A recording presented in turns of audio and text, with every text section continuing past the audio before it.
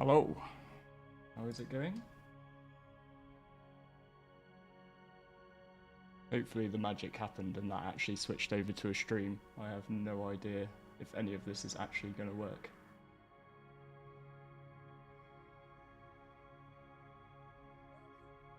Yeah, Master Ben's already in here just promoting his channel.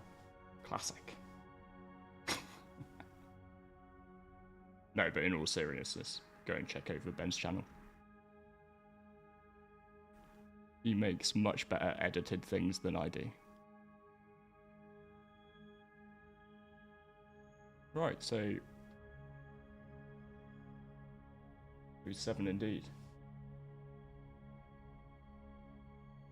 I am very much trying to drop myself in at the shallow end, because as I learned when we did the charity stream, streaming's hard, really difficult, and all the people who do it week in, week out are undoubtedly very impressive in my mind, and I think it's just something I have to get a little bit better at, so like pushing myself outside of my comfort zone.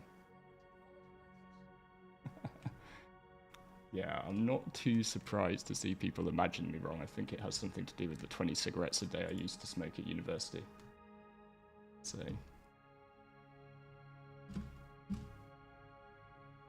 hang on one for my cut back. So yeah, I'm just going to try and do a little bit of rock mining.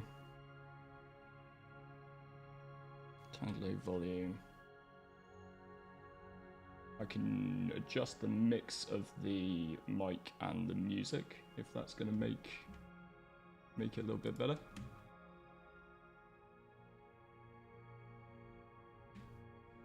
Nobody imagined me right. Everybody probably just imagined me walking around in some orange grey cat armor with my face fully enclosed the whole time. You say I need water. I think I need iced coffee. That's probably what's going to help more here.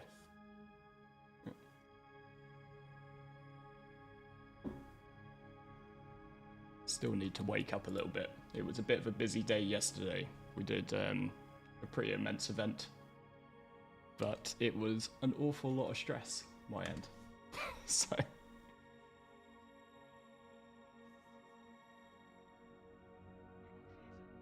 let me just slightly lower the music versus the mic though. If I push the gain up on the mic a bit more, then you're just going to hear the road that's right behind where I'm currently sitting, so... How long have I been playing Star Citizen?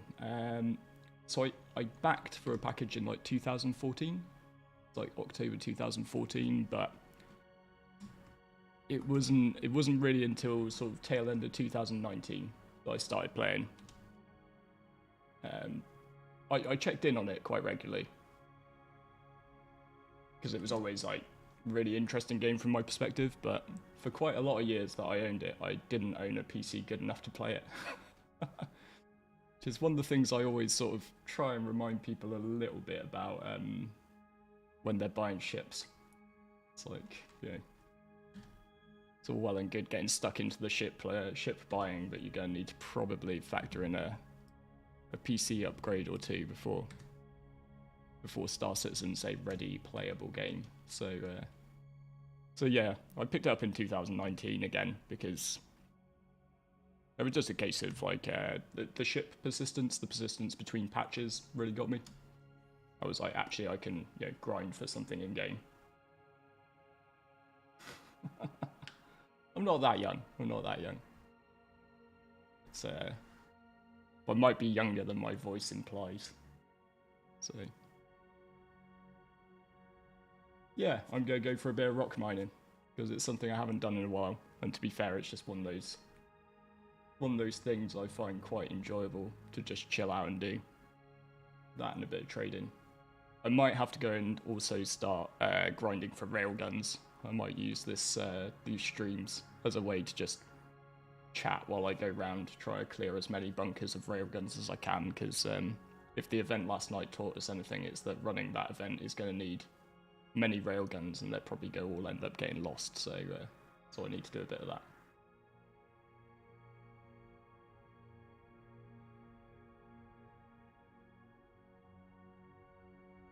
Yeah, the cap's there because I haven't managed to get a haircut in quite some time, so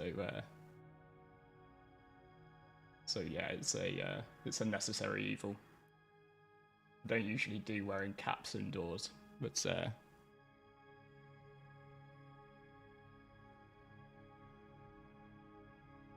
distant planets at your horizon, yeah. Unfortunately, we're going to aerial pilot. I'm really sorry about that. Or should we go to Aberdeen? Let's see. I always like aerial because it's just a bit simpler to just get down on. But yeah. So yeah, came back to Star City in 2019, and then that's when I met my friend Parzival, and that's when we started Frontier. Started 2020. And then yeah, sort of got into making YouTube videos, which basically was just for fun. It was COVID. We were all trapped inside our houses, and I thought I should probably try and learn some new skills. I guess it's what I try to do now as well. Try to learn this streaming stuff. Yeah, so if you're going to Aberdeen or Ariel, you need to wear your shiny Pembroke armor, which is thankfully what I've got on. So I'm somewhat prepared. But I basically just needed to get over from Crusader. I've been around Crusader a lot too much recently.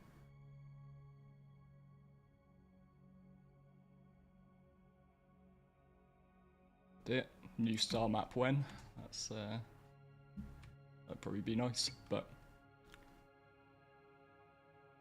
to be fair, this is one of my favourite little tricks. If you try to get to an orbital station and it's been a bit of a pain getting around the planet, it can sometimes be quicker to just find the capital city and just go there and head up to like your Everest Harbour or your Bajini points just from orbit. You can sometimes save a lot of time and frustration just going with the OM points around the city. You can always just depower your ship with you and then flick it back on if you don't want to go all the way down.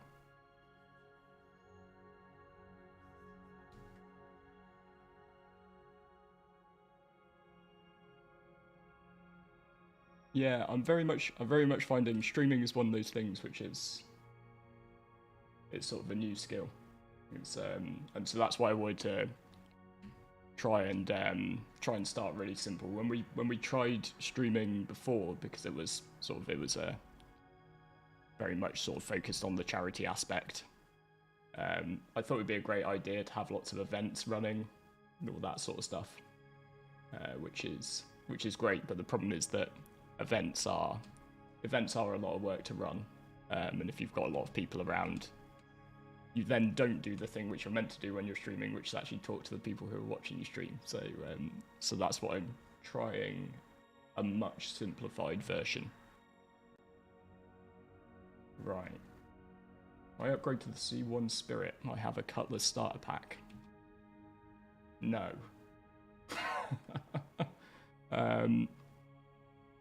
So if you were to like actually apply an upgrade, then you'll just get a Cutlass Black as the loaner vehicle.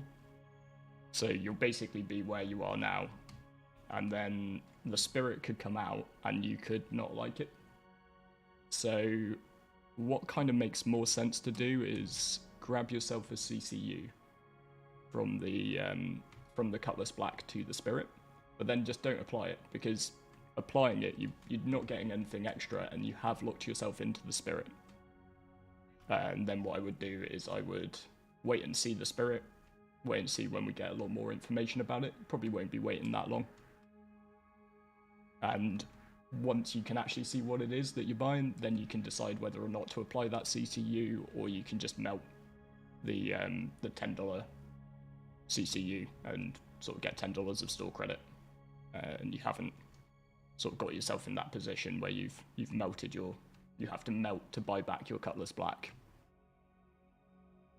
It's one of the things I found. So I'm using my Cutty Black at the moment, and my Cutty Black comes with the 2952, 2949, sorry, best in show skin.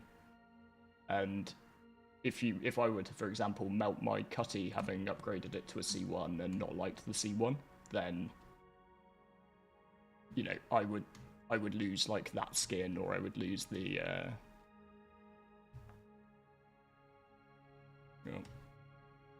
or I would lose sort of any of the other stuff you've got with your Cutty.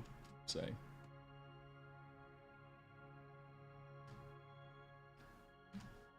one thing I am discovering is it's quite hard to focus on flying and read chat on the second screen. So although pretty much anyone will tell you this is just a classic Loud Guns landing. So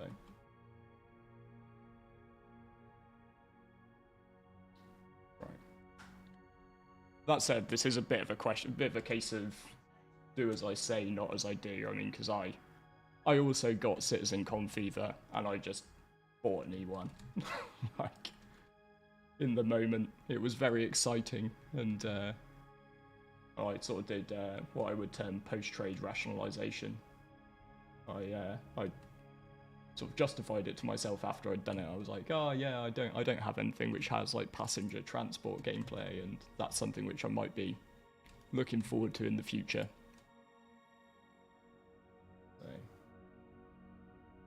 So there was also a question about the do I think 318 before IAE? I think I'd be lying to you, and I think pretty much anybody who works outside CIG would probably be lying to you if they said, yeah, I know exactly. And the problem with 318 is, you know, it's if it doesn't come with persistent entity streaming, then it's not 318, is it? And yeah, I think the cargo route factor is also important, but I think it's probably less important. I think they could potentially cut that if they desperately needed to. But ultimately, they need to get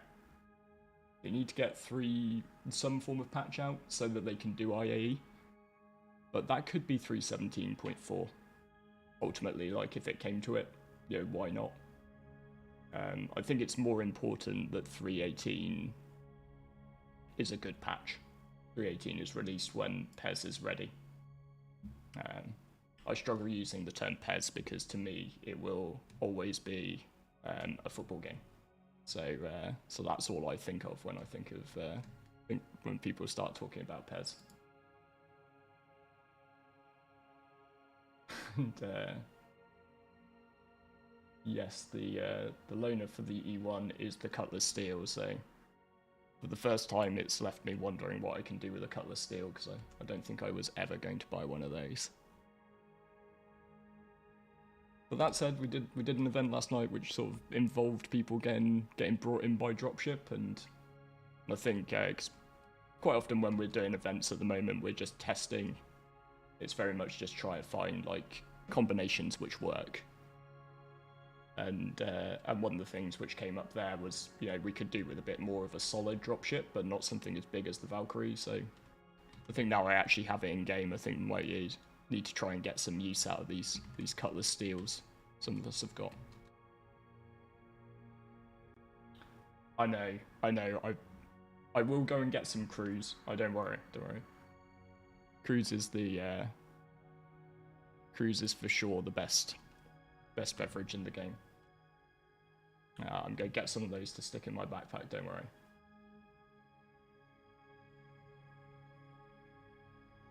Right, I'm finally understanding why people ask on other streams, because I check in with like the info runners and Board Gamer when he does his. So I finally understand why people say, if you've got a question, could you put question in brackets before it? It would make it a lot easier to see. And I will do the best to try and get to them.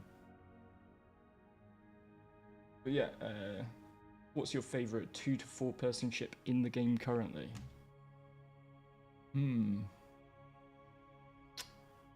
Carrack? Probably the Carrack with sort of 4 crew. It's not a ship that I would want to use with 4 crew further down the line in the game, you know, that's more something you'd want like 6 people on. But right now, sort of, what we tend to use them for is sort of bussing around with a group of us, maybe doing some bounties, maybe doing some bunkers. Like the carrot's really great for bunkers because you've got that med bay for the respawns, and if anybody picks up tier 2 injuries, that sort of thing. I also really like the Redeemer as well. Even with its nerfs, I just think it's a cool ship. It's a bit of a Marmite one. I've probably going to lose some viewers saying the Redeemer's a cool ship, but I like it. I just like the feel of it. So there are a lot of really cool ships in the 2 to 4 person category, and I think that's definitely for the best. Like, you know, for a lot of people, that's going to be their average gameplay session. You know, they get 1, 2, 3 mates together with them, and they're gonna go out, and it's really good that there's a lot of selection for them to have there. So.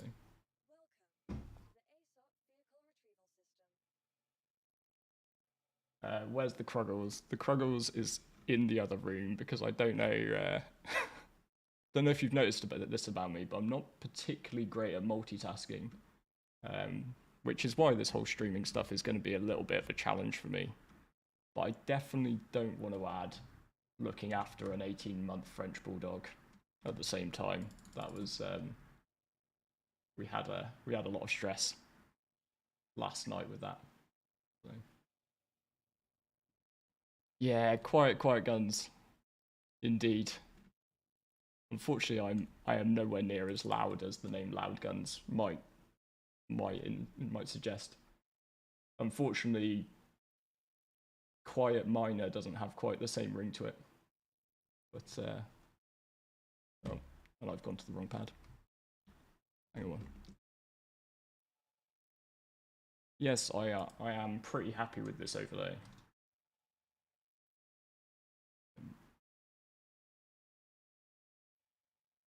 It was this is just a lesson of, if you want something done much better than you could ever do it, pay somebody on Fiverr. Fiverr's great. And the guy, I will actually stick a link down in the description to the guy who did my overlay for me, because he did it at an incredibly reasonable price. Turned out really good work, and having said he'd do it in 4 days, which I thought was awesome to begin with, he then did it in 3. So yeah, if I can push any work his way, that would be a good thing. What I can probably try and do, I always forget that this microphone is on a boom arm, and I can actually move it.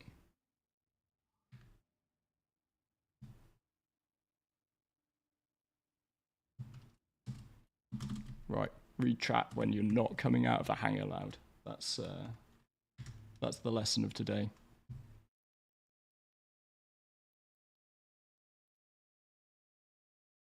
Right. It was a bit of a toss-up between Ariel and Aberdeen.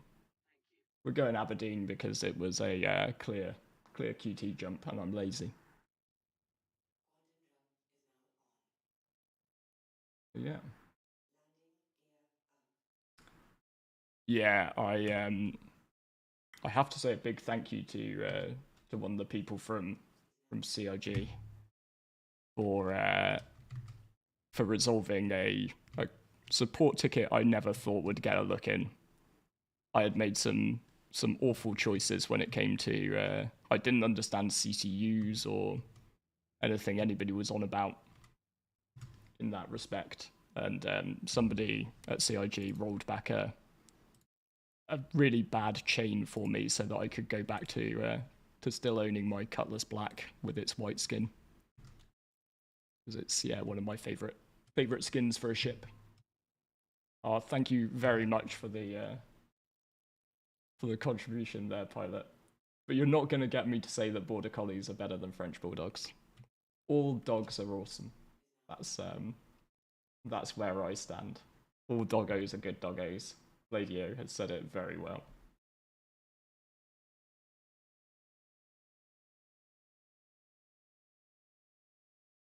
Yeah, and this is probably as good a time as any. Sort of Silas has mentioned. Sort of if you're not over on Discord, please feel free to come in. Sort of I know I say it in a lot of my videos, but I don't, because I don't want to cram sort of videos up with like do this, like subscribe, give money, all that sort of stuff. It's I'm British. It's not in my it's not a thing we tend to do. But I've got a bit of a longer form, so I can chat a bit more about sort of the Frontier community and all the stuff we do over there. Um, so I can hopefully encourage some more people to come and check it out, because it's not about like we do have an org, but it's not about joining an org. It's very much sort of you can come and just hang out, even if you've got no interest in joining our organization at all. We put on plenty of events which are just for community and are open to everybody. And mostly we're just after a bit of a melting pot. I mean, from time to time, people moan at me that there are pirates there, and I'm like, nah. Like, you know, pirates have got some pretty interesting things to say. Like, so if you're having a discussion about what's the best trading ship, well, a hauler might give you the answer, which is, you know, the one with the most SCU or the one with the fastest speed, etc. But a pirate might give you the insight that the one the hauler's recommending is incredibly easy to board. So as long as those pirates aren't just stream sniping people and turning up to events using Discord, because, like, frankly, that's a crutch. There's no skill in that. So I don't mind who's there. I'm very glad to hear you're having a good time, Kegels. I could hear it last night when you were you were pretty excitedly blowing stuff up.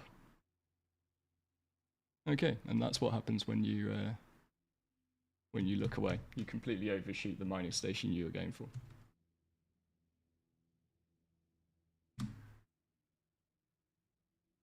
Another classic Loud Guns landing incoming. This is the point where I really hope I've actually bought a rock this patch. Otherwise we're going to be going back to New Deal.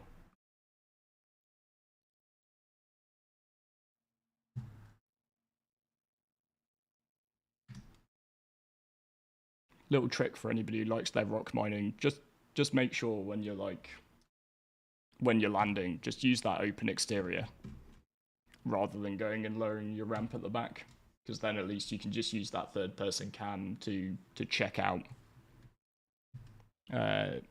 whether that ramp is actually going to hit the floor. It can save you quite a lot of wasted time when the ramp isn't clear enough.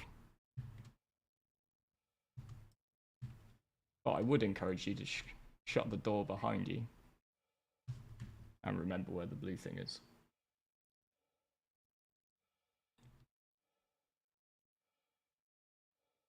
You like the long corridor nature? As long as they don't put 100 doors into the Spirit. That's my main ask from the design team.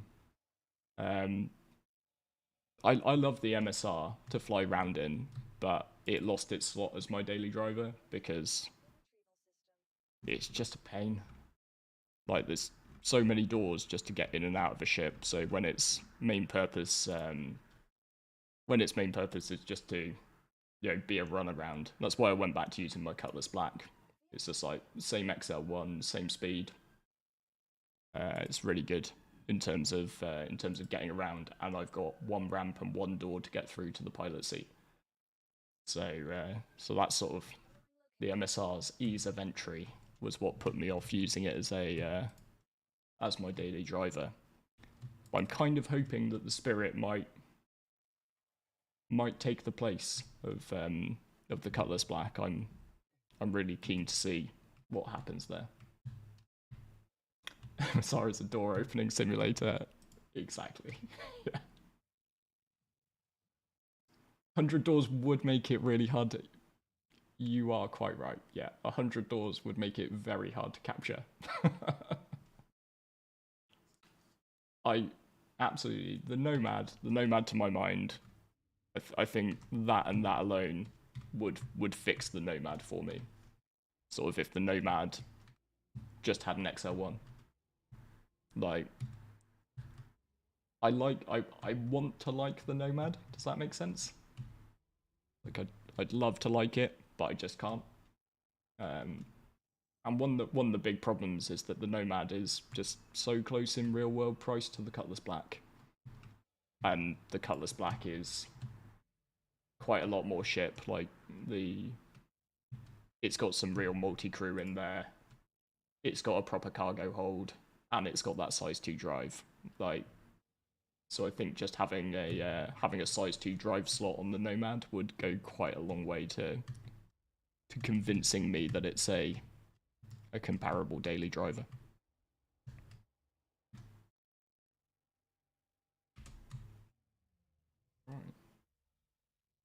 Right. What sort of events do we put on? We put on all types of events. So one of the things we started with was we started sort of doing combined ops, so like mining nights. But mining nights, I need to come up with like a better name for mining night, really, because it's not really about just mining, if that makes sense. It's also sort of about the security that you would have to go with that mining. I'm really hoping when we get cargo refactor that it's going to become about things like sort of the trading aspect, and hopefully you could get these operations which are like, you know, the miners are doing the core industrial gameplay, you've got logistics crews who are there to unload them, like particularly if you've got refinery ships involved as well. And then all of that sort of situation can be covered by security people. So I think one of the things, and the reason I really like that we do that without making it you have to be in our org to participate in something like that, is because for a lot of people it's just their first stab at something like that, you know.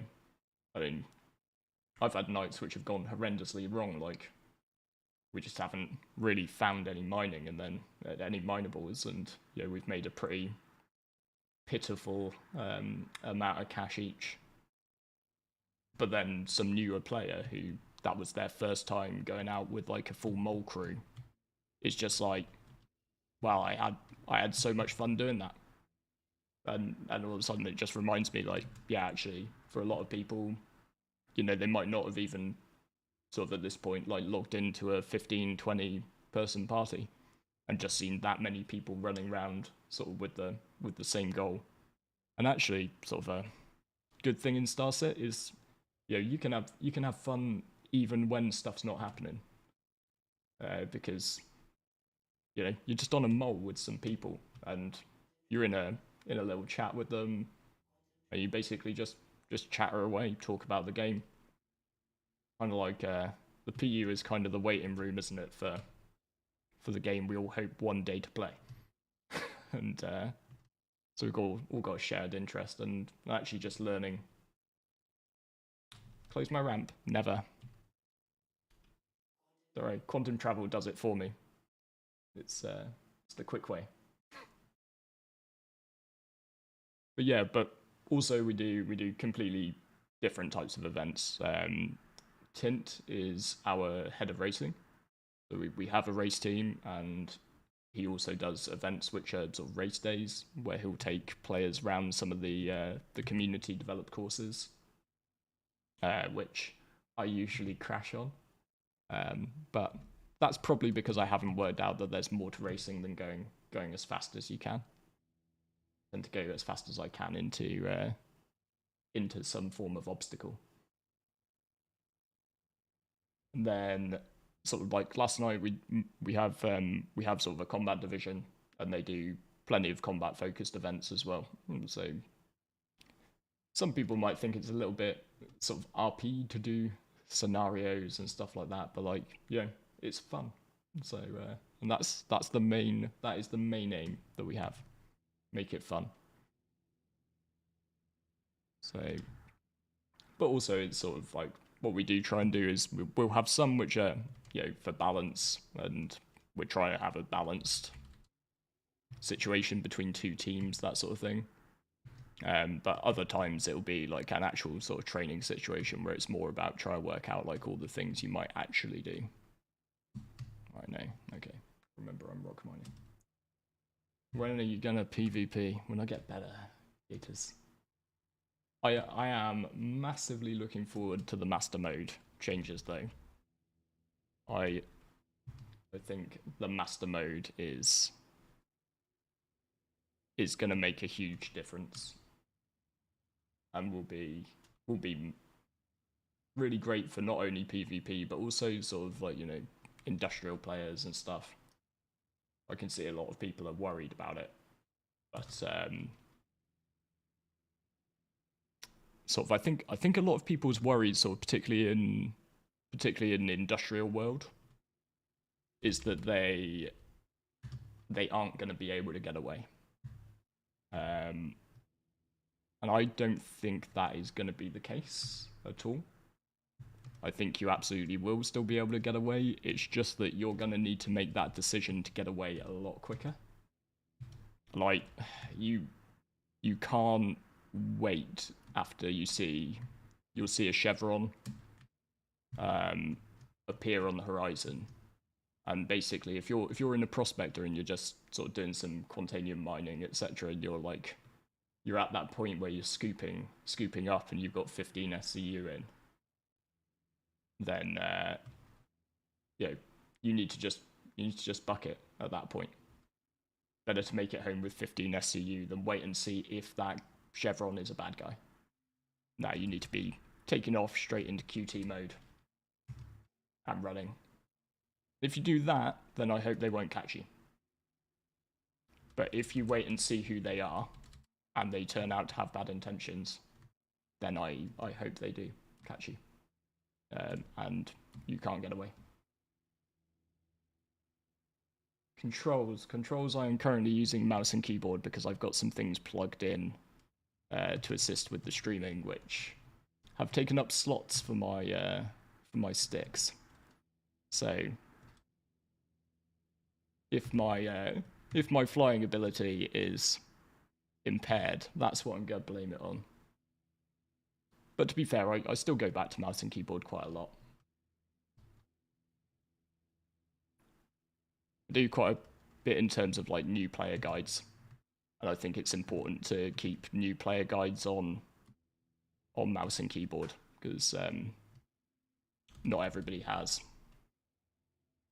a set of sticks accessible to them and that sort of thing. So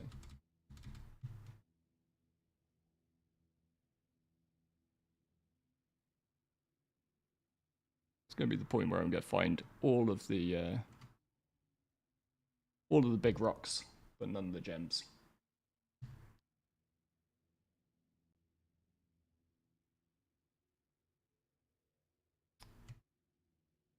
Yeah, I suppose that's racing is one of the areas where I'm not sure about the impact of the master mode changes.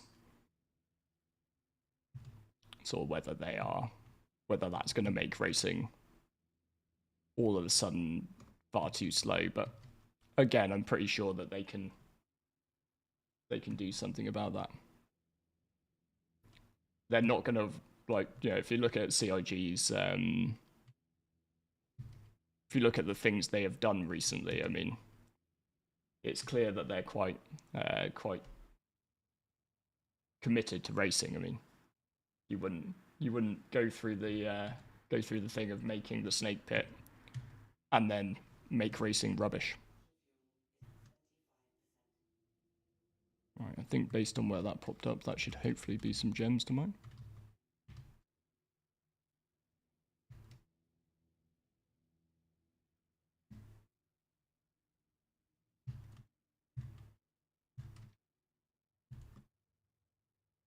Right now, I don't even care what gems these are. I'm just go and mine them anyway.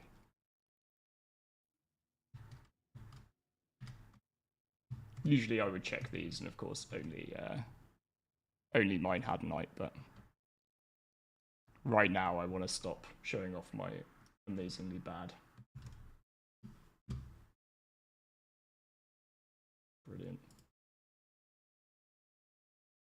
Didn't take too long to get get to modding issue.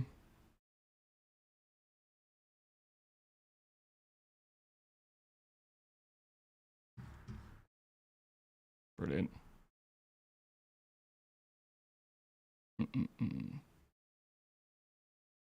Right. Nobody click on those links until I work out how I mod. What would you want CIG to do to improve the mining loops? A lot. A lot, but it's not fair to ask. It's my overall view. Sorry, I needed to put down my ramp there. Like mining has had so much work go into it. Like it's like one of the most developed loops. So while there are like a lot of things I think could be done to improve the quality of mining, like just bigger rocks for one. Like I enjoyed finding it out, and I do enjoy doing a surge stampede, but like it's kind of wrong that there's nothing I can't break in the game solo. You know, that sort of takes away one of the clearest reasons to multi-crew mine, like, and get a group together. And multi-crew mining is fun. Like, you know, it's fun to use the mole. It's fun to go out with a buddy and do a bit of prospectoring, that sort of thing. But realistically, if you just care about the money, if you're all about the money, then yeah, you wouldn't multi-crew mine. It's the rates that you can make solo are just higher at the moment. I try and encourage people where possible to sort of think a little bit past the current like state of the game. So it's important to learn to do things multi-crew, even if that's not the most efficient way to do them right now. Because one day, if they get the game balance correct, it will be the most efficient way to be doing things. So the teams who have trained together for that upcoming instance, they are then going to be at a massive disadvantage, while other people are like struggling looking for a crew to do some mole mining with, because there are challenges in the game which actually require you to mine as part of a team. So like one thing which I could definitely see them doing is just bigger rocks, but you could also do rocks which require you to hit two separate weak spots at once. That would be really good, or three even. I think they've mentioned, I can't remember where I read it, but I have seen it mentioned that they are looking into ways to improve the viability of the mole versus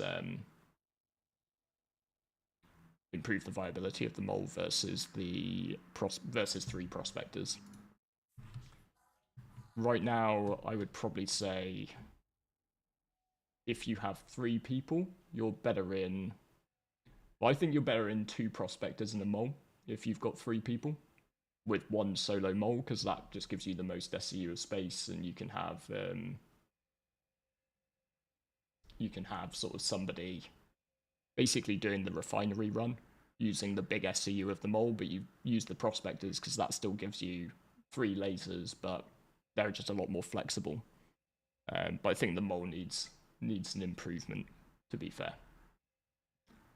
One thing we toyed around, because my friend Star Destroyer has a site called SC Org Tools, where he's building all sorts of stuff, and he takes out models of the ships and sort of gets them out into Blender. And one night we had a little play around. We don't have the full disclaimer. We don't have the skills that somebody like Morphologist might.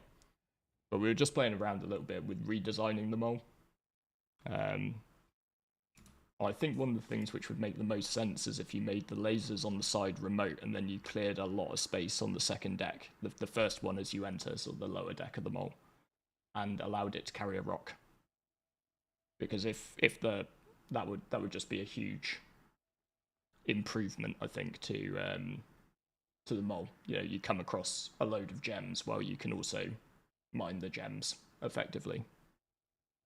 Particularly when we're out in somewhere like, you know, Pyro as opposed to Stanton, where it's a case of, you know, if you didn't bring it with you, you don't have it in Pyro.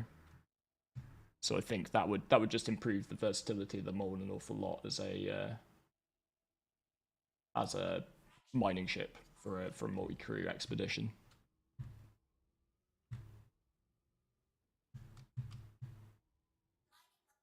But yeah, I can definitely go on for far too long about the mole. I love the mole. That's important to say. But I am interested as well to see what the large mining ship turns out like.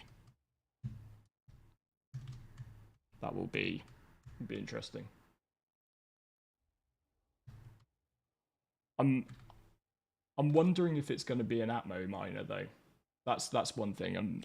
Because it's obviously they've said it's going to sit in that gap between the mole and the Orion, and that's a big old gap.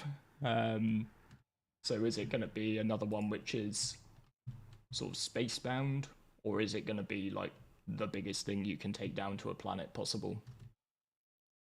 Be really interesting to just see if it's maybe a small version of the Orion's mining type as well, because sort of we do know that the Orion's going to have a different way of mining than the mole. Or a Corsair mining variant. Yeah, mining ship from Drake. I don't know if I'd ever get on board it. Seems like something for people with death wishes, to be honest.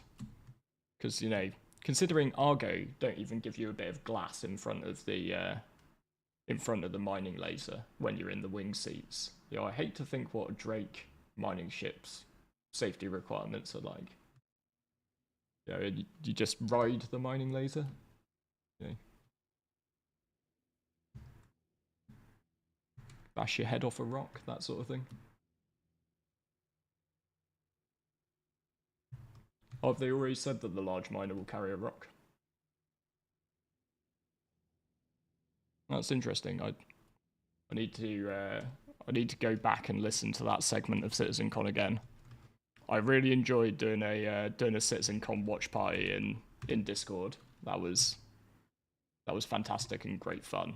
But I don't know that I actually like heard all that much of CitizenCon because we were too busy getting excited about the moss, I think. Coming up with different ways that could be farmed and used. I've never seen a group of people get so excited about moss. It's full disclaimer, if I was mining for actual profit, I would never stop for one rock, but it's a lot easier to read the chat and chat to you guys when I'm on the ground, so I'll take this one rock.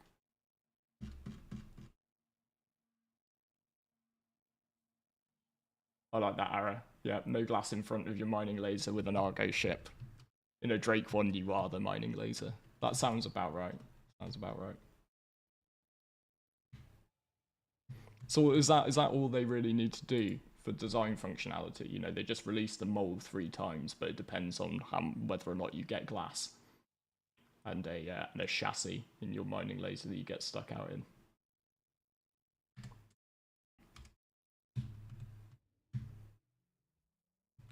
But yeah, who do you guys think is going to win it? Is it decided for RSI yet? It looked a little bit fixed. Or the percentages not changing. I would have loved it to be Argo, but I'm secretly a little bit glad that it wasn't. Because I really want an Argo cap ship. And I just think, in a way, it's kind of good if Argo doesn't have other things, so I can continue to argue that Argo needs more ships. I would absolutely love an Argo refinery cap ship. That's my #1 ask. Don't ask for much, but I do ask for a giant orange blob of an aircraft carrier refiner. Rigged to be RSI. I've definitely seen this. I've seen talk of this. At the same time, it's the RSI website, so it could have just been broken. You know, we'll see.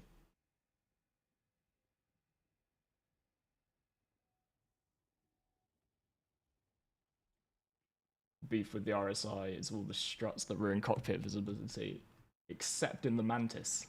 The Mantis, glorious, absolutely glorious cockpit, great views.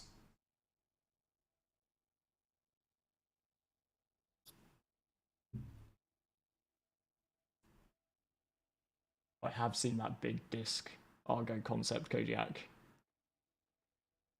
Is yeah, I agree.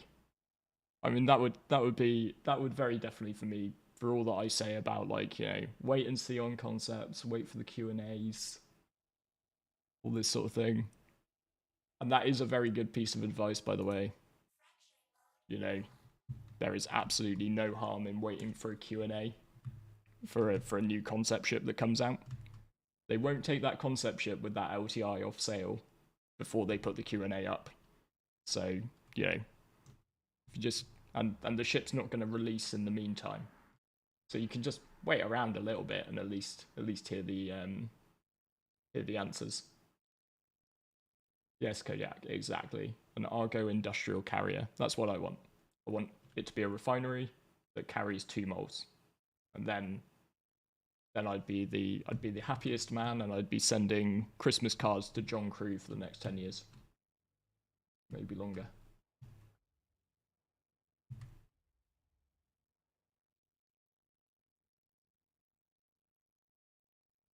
That's a good point actually. Why didn't they have consolidated Outland as an option for the bigger mining ship? Like, why didn't they? Like, the Pioneer is so cool, but it's gonna be absolutely years before the Pioneer makes its way into our lives. So for the meantime, sort of consolidated Outlander a little bit. But you know,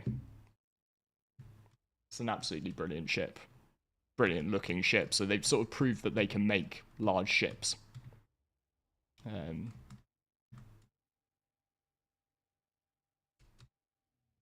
Right. From the looks of it, I have to try and do a little bit of modding.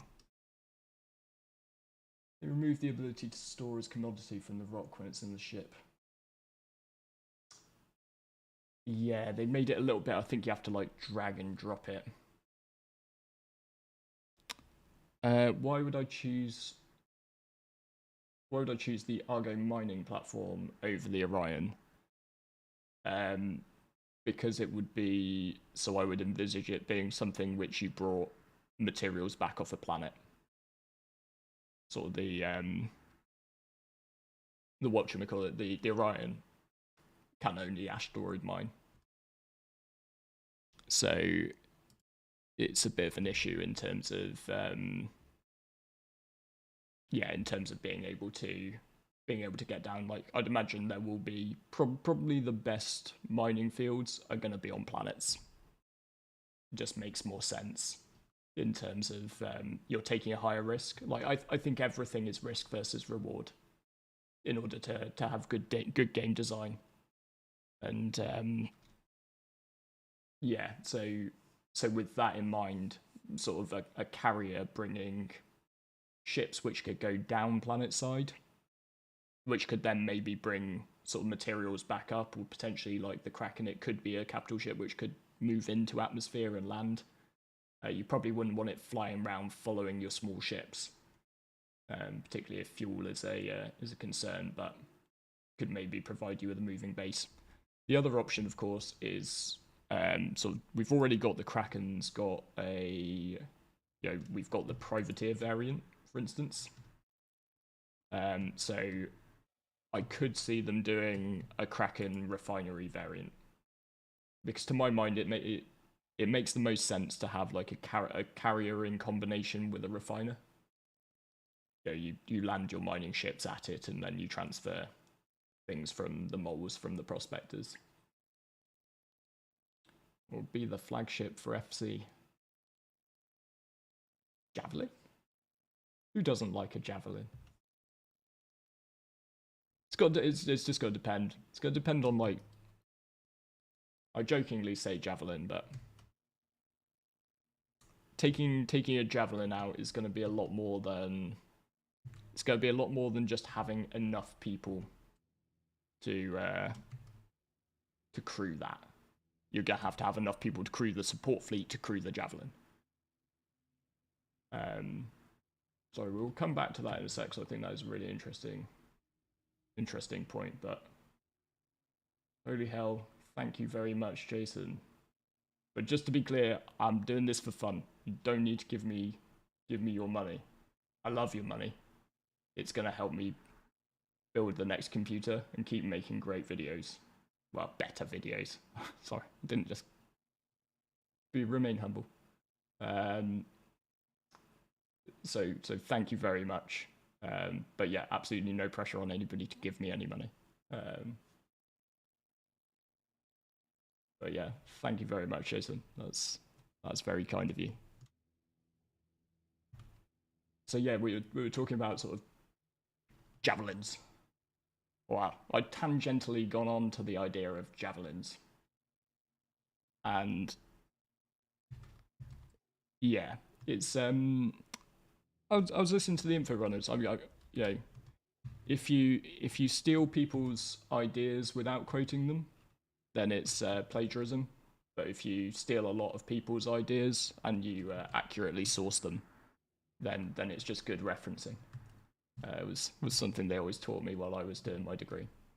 But it was Badgers from Info Runners from a stream the other night, who was sort of comparing the various capital ships to like doing raids and something like a more traditional MMO like WoW. And it was very much sort of saying like your javelin is your end game raid ship. Like that is the thing where it's like, it's a Friday night, we're all super cool, so we've got nowhere else to be. And that's when we stick up an event and we're going to take the javelin out, but we're also going to take the support fleet out. And hopefully, if Star Citizen is built right, then there's going to be end game content which that sort of fleet is like required to do. And maybe that end game content will be battling out with another org for like some sort of incredibly extreme version of Jumptown. Like, but the key thing is that I don't know that something like a javelin is going to see like daily use, for instance, unless you're in an org which is committed enough to support that, for instance. I'll say right now, sort of ours probably isn't, because most of us are folks with jobs and other places to be. Apparently, if you don't look after your children, people get angry at you. So with that in mind, it would probably be more of a weekend type ship. And I think if people are buying javelins, there's nothing wrong with buying javelins. Please continue to pump that much money into the game that I love. I'd say thank you from the bottom of my heart for your support of this game. But I just sort of hate it if somebody said, I bought this expecting that it'd be my daily driver and I'd use it every day of the week, and nobody stopped to say it probably wouldn't be. So maybe just sort of think. Somebody asked the question much earlier in the stream saying what was my favorite 2 to 4 person ship. The problem is, like, I've got so many favorite 2 to 4 person ships, and I think there are more really great 2 to 4 person ships on the horizon, like the Perseus. I'm really looking forward to the Perseus. But the key thing is there that, like, if you own something like that, you'll probably use it every night of the week. If you like doing the thing that ship does, that if you're into combat, if you're into mining, if you're into salvage, like we've got the Reclaimer coming up and actually having functionality. Like, there's so many 2 to 4, maybe 5, 6 person ships which you can just you can get so much use out of and so much gameplay out of. And yeah, you could just be using like every day, like which is just where I come from in terms of like slightly different views on the value argument, if you know what I mean. Da, da, da.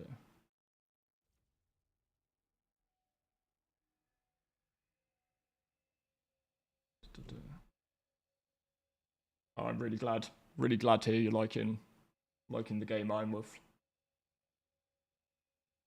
As a new player, because it's always worth sort of asking this, I think. So if there's someone who's come into the game like 2 months ago, like how was it for you like getting in? Like, you know, well, better not overcharge that rock. But like, how easy was it to sort of get to grips with? And because sort of some of us have been playing for years at this point, and it can either you can kid yourself that it's easier than it is, or you can, because you haven't done starting for so long, you can think it's much worse than it is because you remember what it was like when you started. That'd be really interesting today. Yeah, I agree. Perseus is going to be great, but it's going to be great at a thing. I don't think it'll be too controversial to say that that thing will be, you know, taking out hammerheads, and maybe in a big pack, like piling onto larger ships, like, you know, in a wolf pack style. That's some gameplay I'd really love to see with them. But I think I was watching Avenger 1, and well, I think I posted it up in the Discord, his sort of latest video on the combat changes, because I basically said, yeah, I don't need to make a video because I just agree with this, and he said it better than I would. But I think one of the most important things that we'll see evolve, and we kind of need all of the ship classes in before it can really be sort of balanced and tuned like this, but you want to see that interaction between, you know, your capital ships, bombers, fighters, corvettes, so that they all have a place in the fleet. You know, your fighters are for dealing with enemy bombers. Bombers are trying to take down targets which are bigger than them by torpedoing them. Your capital ships are your like total brawlers. And it's sort of how these ships sort of interact. So, you know, Perseus is going to be great at taking out other corvettes, probably. And, you know, even things like, I can imagine a Perseus being used incredibly well as like a supply line disruptor. Like, it'd probably make pretty short work of something like a Starfarer, for example. So, you know, you can imagine sending in maybe a couple of Persei behind enemy lines to disrupt things like their supply chain, their logistics. But then what happens when it comes up against, like, you know, a few fighters and a bomber? Sort of, or ships like the Ares Ion, which obviously it's going to make certain people angry to even just hear the Ares Ion mentioned. But like, you're not going to worry too much about its ability to hit stuff when the target's as big as a Perseus. And so the idea should really be, and I hope it sort of sticks to, that there's not a ship that you can just take out and you win. You need to think about these things in combination.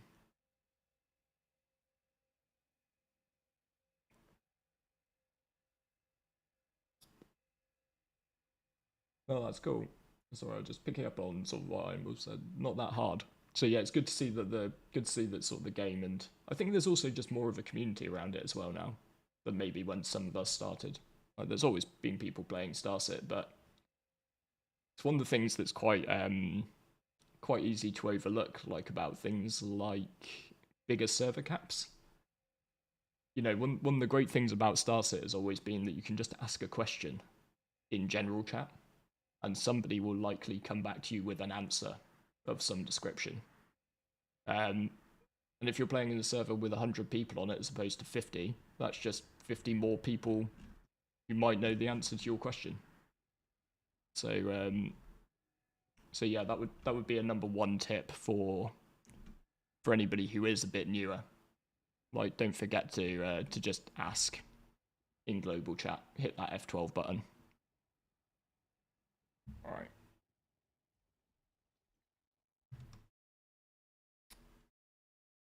Yeah, the Ion's very definitely not a scam. I mean, it's a ship. Like, it's in the game. I guess maybe I played a lot of League of Legends for my sins before I came. I haven't played so much since Star Citizen took up all of my time, but I do still love League. And I guess one of the things you sort of get used to in the League cycle though is like new champions come out and they're really strong, and everybody sort of automatically jumps to the worst case scenario. Like, you know, the new champion comes in, it's too strong, they've done that so they can sell more of the skins, etc. And sort of people went there immediately with the Ion. They were like, the Ions come in, it was just to like make everybody want to buy an Ion. But like, you have to let these things sit for a patch before you know where they're gonna like actually land. And that is kind of one thing I would say to anybody buying ships with cash. Like, where you can't go wrong is you can't go wrong buying a ship because you just love it. I love the Saber. I mean, it used to be good, then it was really bad, now it's like all right for PvE. All the way through though, I've loved the Saber. So like, I've never wanted to not have one. But if you ran out and bought like something like an Ion because it was wrecking in combat and you wanted to wreck, then you've just got to keep in mind that, like, you know, game balance is like a necessary thing.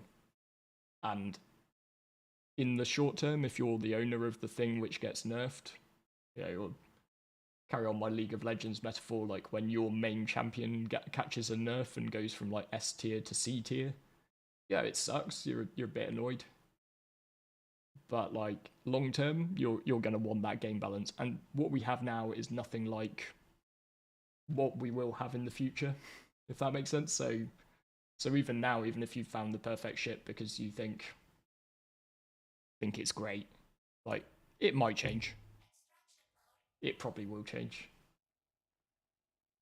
Yeah, there's still like a whole part of the game in terms of just ships, with the capital ships, that aren't in.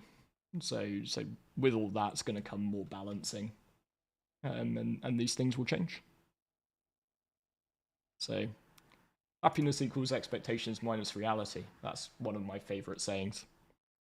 So so if you set your expectations as like, you know, things will change and I'll just see what it is when it gets here, then it's harder to be disappointed, basically. Right. How big do you think the Polaris will be after they're done with it? I think that will be fairly close to what it actually is. Sort of, if we look at it in sort of Fleet Viewer or something, yeah, or the Matrix of Lies. Like, they've got a lot better at concepting ships over the years. So the ones which have grown the most, or like some of us would argue still need to grow the most, tend to be the very old concepts. You know, which is understandable. It's like, yeah, they just have more experience to draw on. Some of the concepts which were made before they'd worked out things like remote turrets and hangars, like how hangars will actually work and stuff, whereas they've got the working examples of those things now. So when they concept a ship and put out the 3D model now, it's likely to be that much closer. to what it actually turns out as. Like, I guess a pretty good example is the, I know it's quite small, but like the Scorpius, um, pretty much came out as advertised in terms of size. It's the Polaris is old, but not as old as some of the things which have grown the most, maybe. I'm looking at you, BMM. I think it'd be interesting to just get a straw poll in chat. Am I the only person a bit salty about the BMM?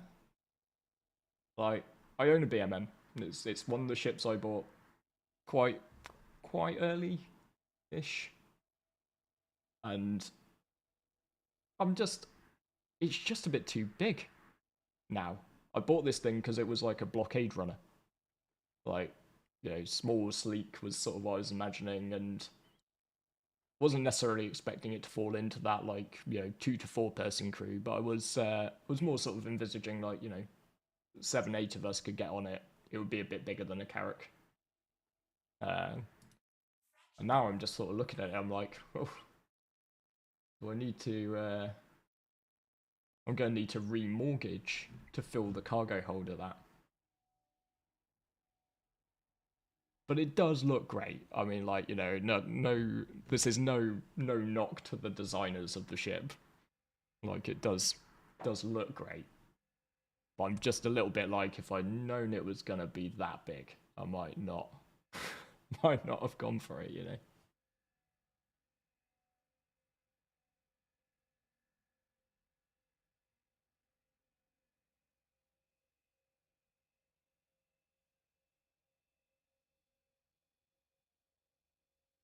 Yeah, I think on things like the combat changes, I think it's just a case of like wait and see. Like these are going to be pretty huge changes. And I would just sort of like, I like the idea of it, and I just like sort of like to see it given a go. And it'll be really interesting to just see how things change. The one thing I never quite understood. Sorry if we've got a motorbike going back and past in the background. The one thing I never quite understood was sort of CIG's comment. I think it's a bit off of like, we don't want there to be a meta. Like, there will always be a meta in games. If they invent a game which doesn't have a meta, they'll be the first gaming company to invent a game which doesn't have a meta.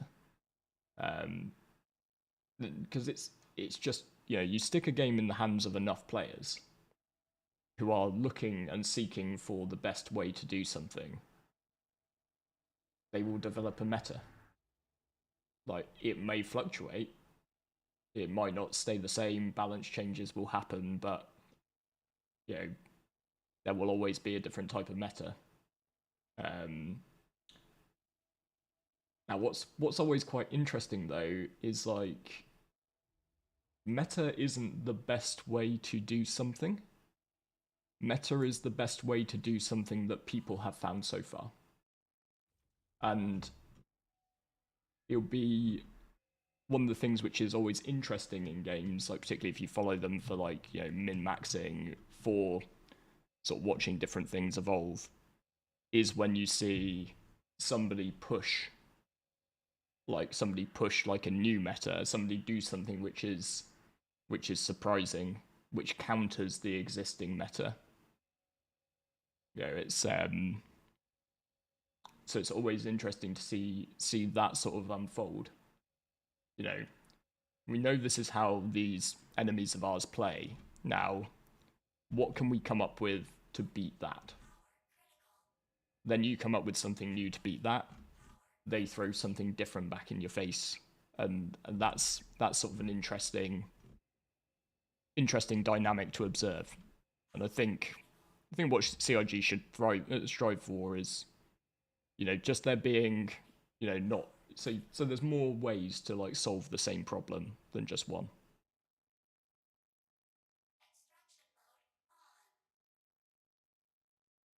would think his voice is bigger than his stature.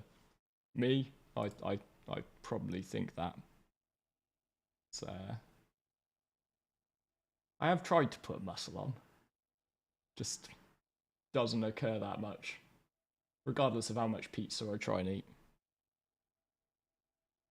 Before anybody points out, I'm aware that pizza is not the way to put muscle on.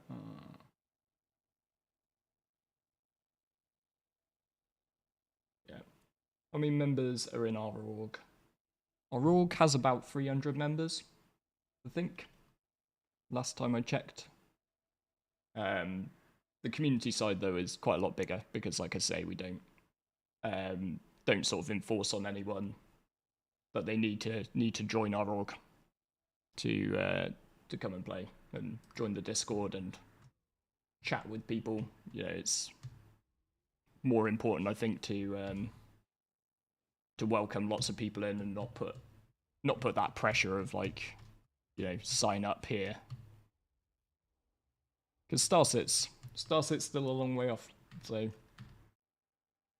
know, people will, I think it's quite healthy, just like they'll come and go. Some people will play for a patch and then they'll go and have a break.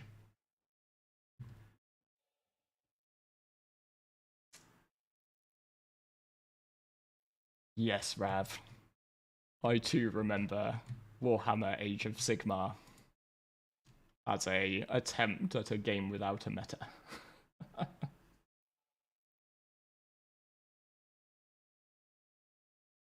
Sorry, Rav, I was going off Spectrum.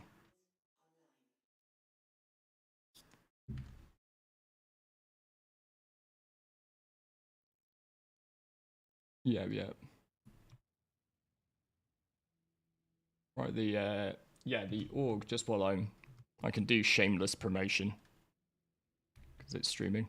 The org does have a new YouTube channel, and I need to take a look at it, at how I like logistically do this.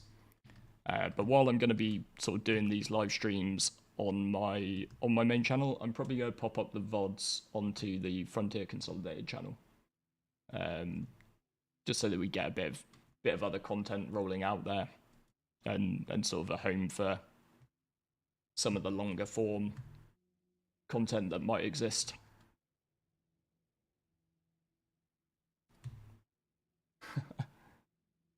You have a bigger beard than me. That is because I am genetically incapable of growing real facial hair. It's I blame my dad. He too is genetically incapable of growing facial hair. My brother got all of the genes in that regard. Stole my beard. Hell Squad, yo ho ho, and a bottle of rum. In your opinion, is it better to pay your pirate, dive fighting, I'm guessing that is, or Alt F4? Number one, it is never good to Alt F4. Like,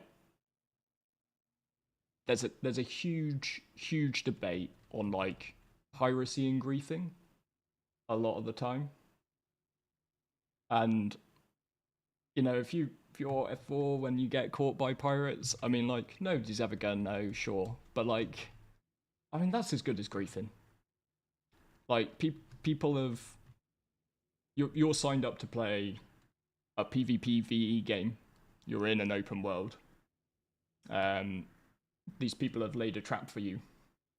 And they've taken a lot of time. And you hit Alt F4 or your bed log. Like, you know, I mean, it's in the same class as pad ramming to me, frankly. So I'll never support Alt F4ing. However, you can't then say that it's better to pay your pirate or to die fighting. It's better to assess what situation you are in. Like, do you have escorts? Do you think you can beat the pirates? Do you think you can take them in the fight? If so, take the fight. You know, by all means. if you don't think you can get away, like if you're going to be like completely solo on your own, doing a prospector, etc., like, is there really a harm in like paying a pirate a sensible ransom? Like, as long as the pirate is smart about things, like isn't asking you for stupid money. Like, you're dead to rights, like, so if you want to pay up like 20% of what you've got on board and they'll let you go, then I think there's nothing wrong with paying a pirate. Yeah, you're caught. Now, some people might argue that the thing which is wrong with paying a pirate is that paying a pirate encourages you to be a target of pirates. They knew you paid once, so are they going to basically then just look for you every time you're on a line and come after you? And like, there are like examples of that happen, like people who just look for the same mark every time, and they know they'll pay them a bit of money, and it's just, that's equally sort of using incomplete game systems of, you shouldn't probably, in my opinion, be able to go to a list and just see everybody who's in a server see their name. So yeah, if your reason for like, self-destructing or going down fighting, Prospector's got guns on it. Can probably give them as long as you remember to switch them out from the basic distortions, then you can, go down fighting with your Prospector or start your self-destruct sequence. The thing I'll never support, and nobody will ever get me to say it's okay, is Alt F4 or bed logging. I just think it's griefing. It's just an opinion. You can have a different one. But yeah, I think you just, that's never something I would pick from that list. Right. Do we have any other question? You got caught by the same pirate twice in a day. That's more on you than the pirate. Yeah, it depends, right? It all depends. Like, are you getting caught at the same time every week? By somebody who's just looking for you online? Like, that's what I mean. Like, yeah. If you get caught repeatedly because, like, you got stopped on the main route between Lyria and Arcal 1 because you didn't do a dogleg, and then you go and you drop off at Arcal 1, and then you go and do exactly the same thing on the same server again, and the same pirate stops you, yeah, that's on you.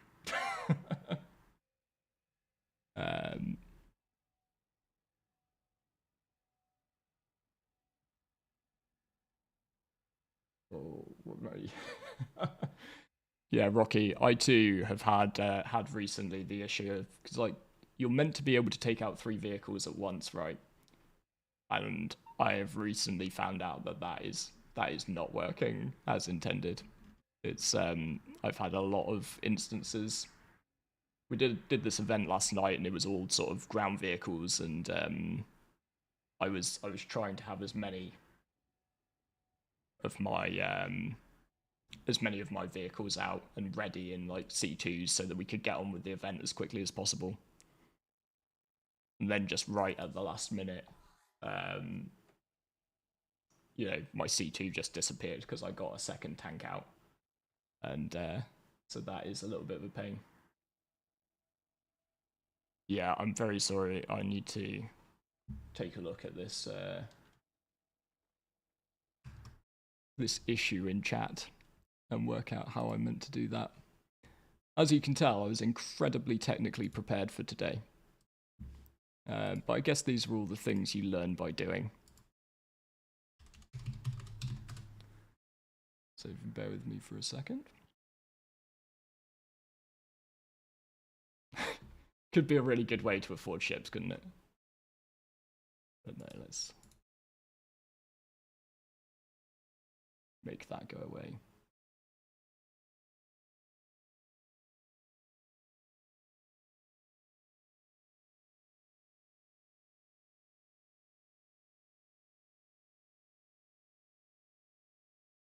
Right, they've gone now. Okay. I've finally caught up with how you're meant to do that.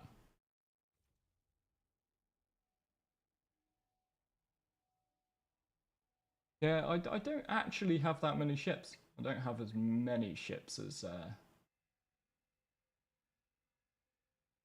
don't have as many ships as some people might think.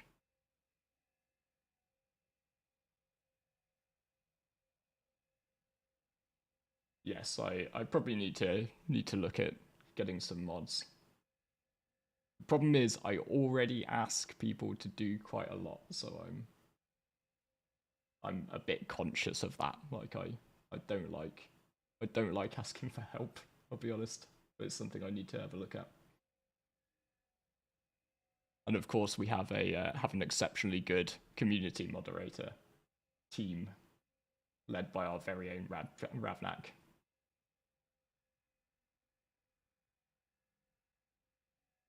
So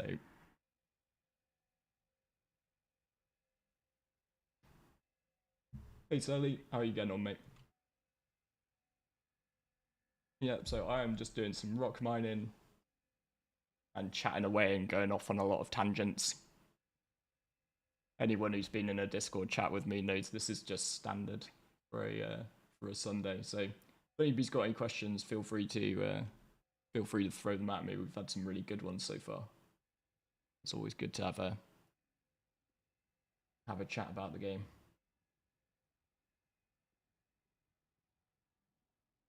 As long as those questions aren't necessarily just about the Moss from CitizenCon, because I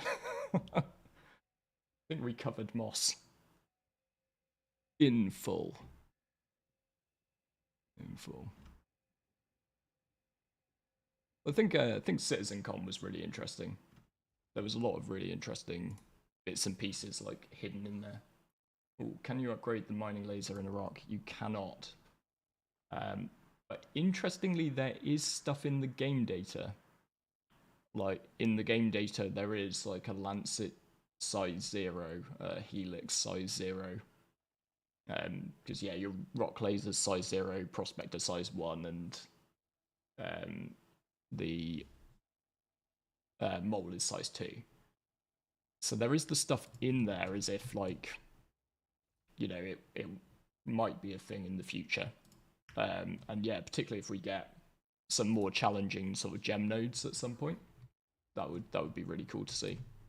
I'd also be interested to see sort of a ship that's, you know, maybe like a Argo MPUV mining variant for gem mining as well, sort of something without a quantum drive, but like that could maybe get to slightly more slightly harder to reach places.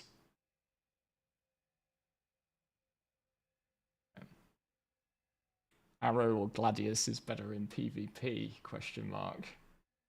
I personally like the Arrow. That said, I'm not the best PvPer. I do try. And one thing I would say, even if you're not particularly into like combat or anything like that, just a little bit of practice.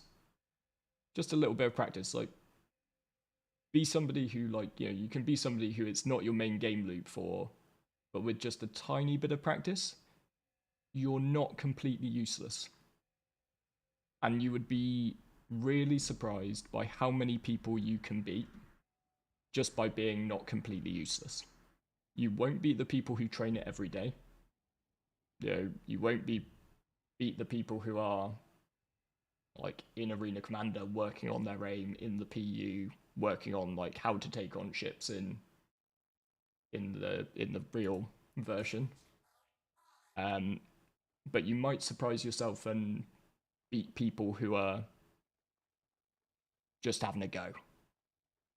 Like, just taking the mickey, just trying to take you out, that sort of thing. You might beat those people.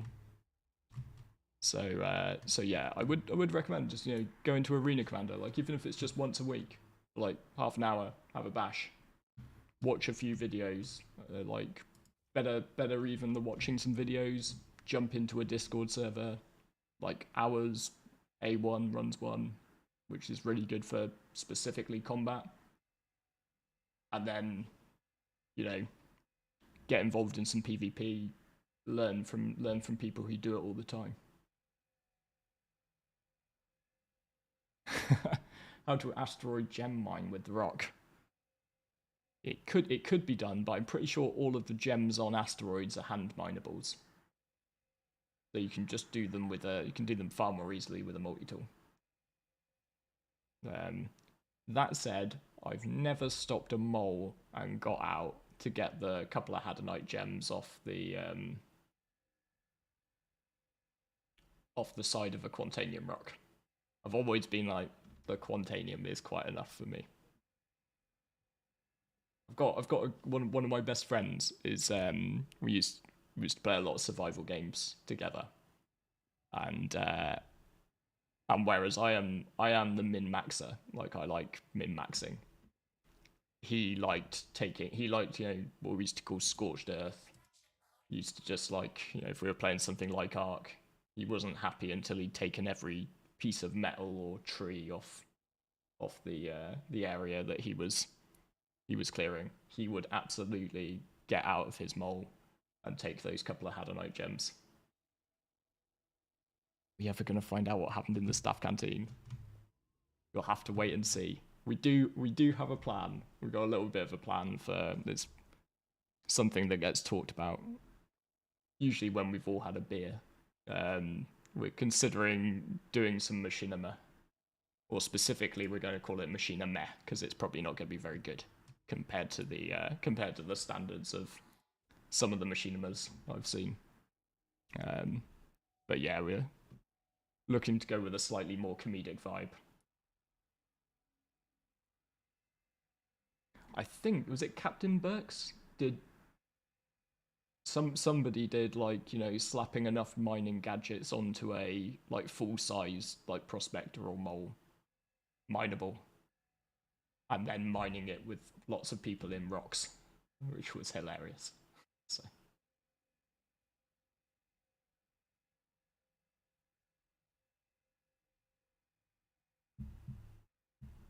what's my favorite flavor of cruise?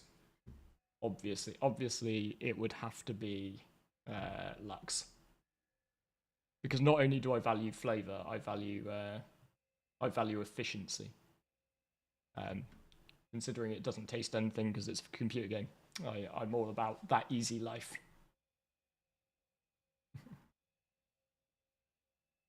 Plans, theories about what to do after the cargo refactor. I mean, probably trade. One of the things I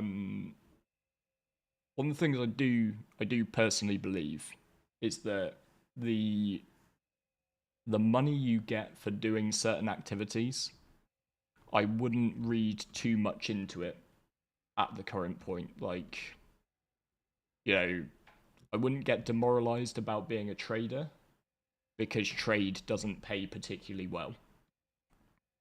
Because as much as anything, I sort of think CIG use how much these things pay to try and encourage us to do certain things which they want more of a testing focus on. So like looting still needs more testing. Like there are inventory bugs. Like we ran into like a bunch of them last night when we were trying to do something. So quite a good way to get people to go around looting is to make subscriber items available in bunkers, and to have an event which focuses on people going around picking things up out of boxes. And when you've had all of the information you need about people buying commodities into a trade ship in a way that probably isn't even going to be done for much longer, then you can probably afford to, quote unquote, kill trade. So I think with the cargo refactor, I think trading will be back and probably quite a bit more profitable than it is now. And also, on the flip side of that, try stealing people's cargo. It's for the pirates out there. And for the industrialists, try not getting your cargo stolen. It's gonna be really good having a reason for everybody to go everywhere in armor with guns. Um, I would very much say that 318 might be the patch that people stop walking around in beacon undersuits and what did we call them the other day? Tactical medical gowns. Tactical medical gowns. So can do package delivery because the joy of losing somebody's mail is far greater reward than AUEC. I can confidently say I've taken many package delivery missions, but I have never ever completed a single one of them. Just against the idea of being a space delivery boy. Maybe I watch too much Futurama.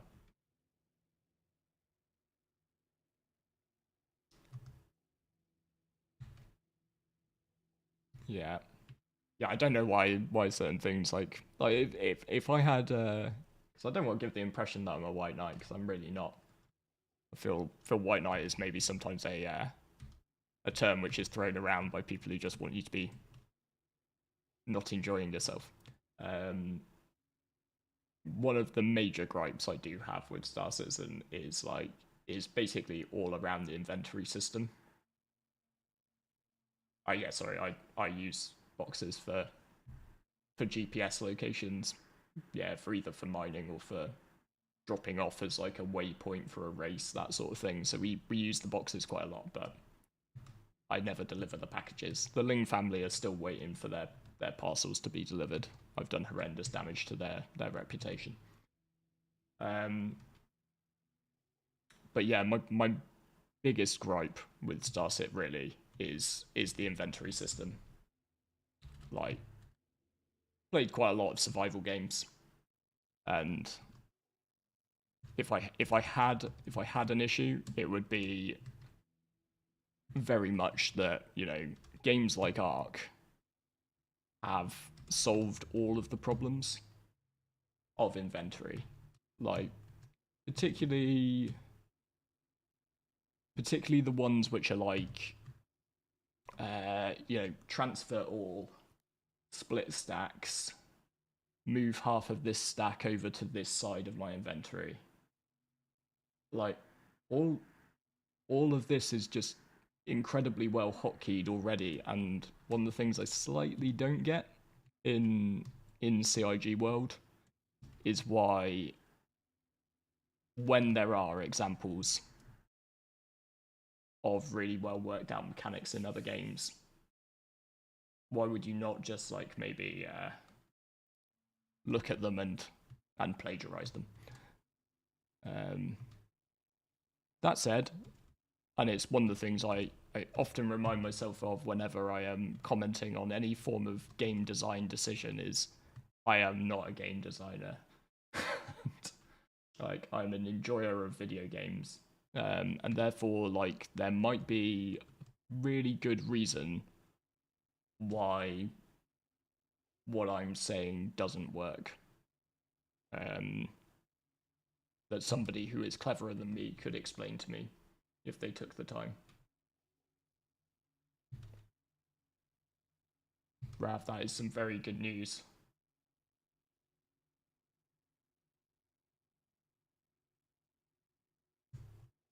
Shift click to move an item from left to right. Like that's all we need. Like as a huge quality of life improvement. I do swear though, sometimes there are little bugs and stuff that are quite easy fixes, but I wonder whether, the conspiracy theorist in me, though I'm not really a conspiracy theorist, the conspiracy theorist in me considers, did they just leave that out so that they could polish it later and then we'd all be so happy and amazed? It's like, yes, I can do a basic thing in a video game. Thank you so much.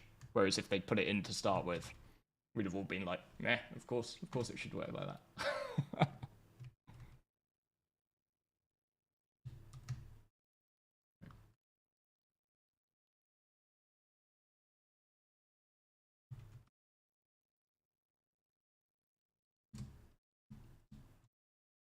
So,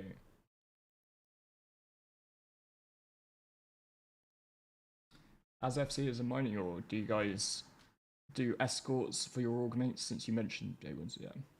Yeah, okay. So I have heard this misrepresented before, and it might be something to do with me doing mining videos. But we're not a mining org. We have a big sort of industrial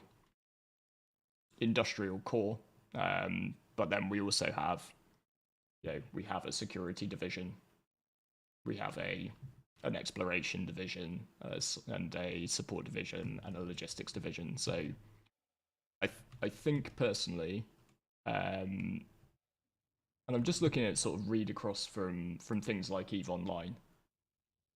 I I think having like a combined organization is probably going to be the best way you can operate.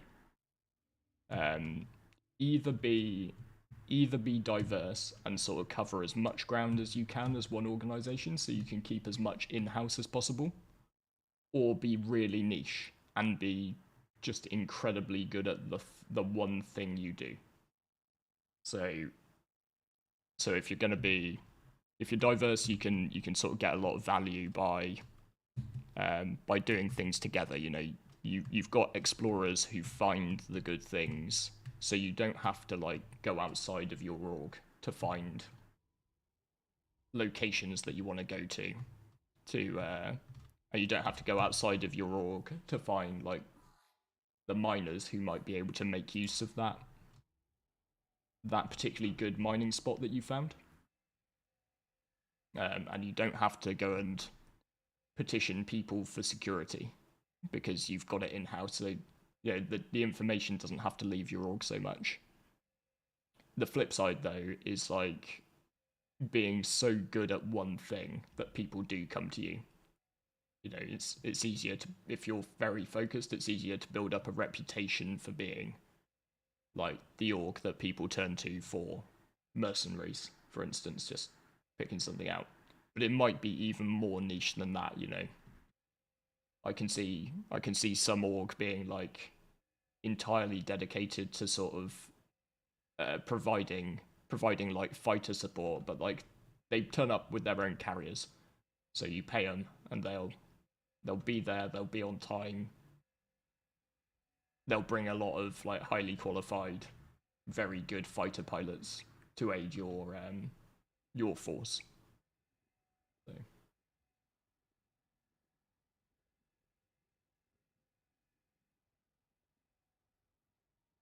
Yeah, in terms of org sizes, I really don't know where this game is gonna go. Like because there are some mega orgs out there already. You know, truly huge, thousands of people, tens of thousands of people. I think it'd just be interesting to see like where that lands. Like maybe a couple of hundred people will be a tiny org. Oh, they're back.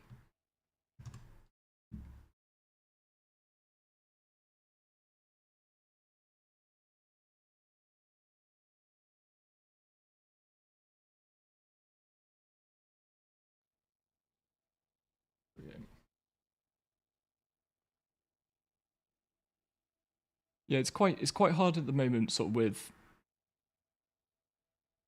with hiring escorts. I can understand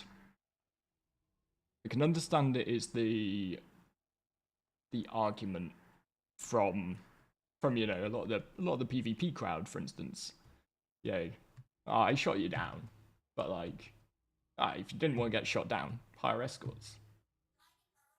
And one of the issues is that a lot of the time there's not a lot for those escorts to do. So actually, and you can offer to pay them really well, but like again, like the money making in SC is quite broken.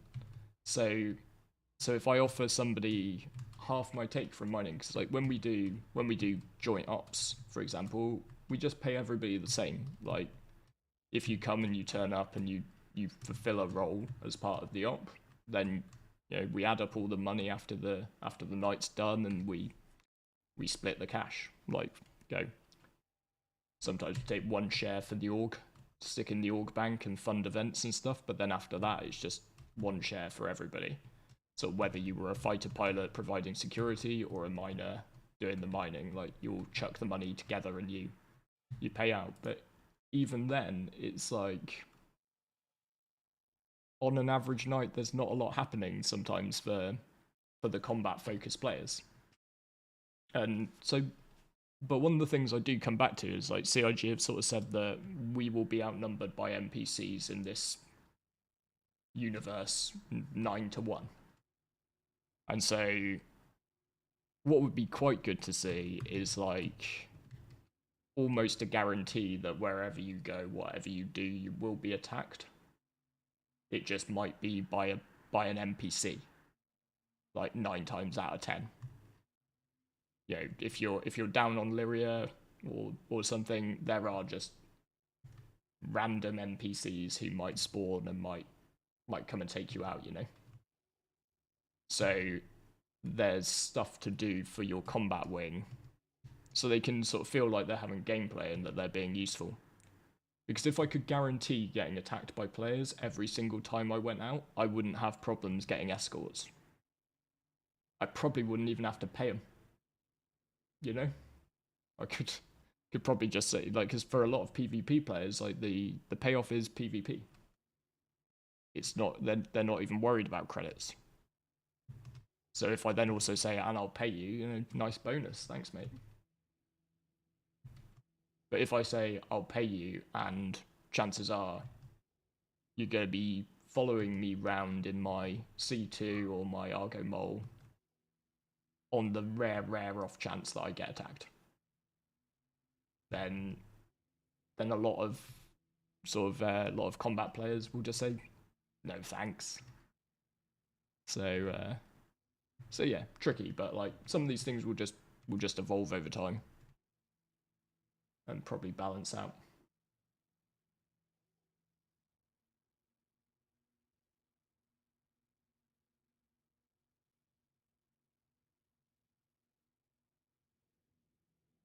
Yeah, exactly. Exactly, Ryan.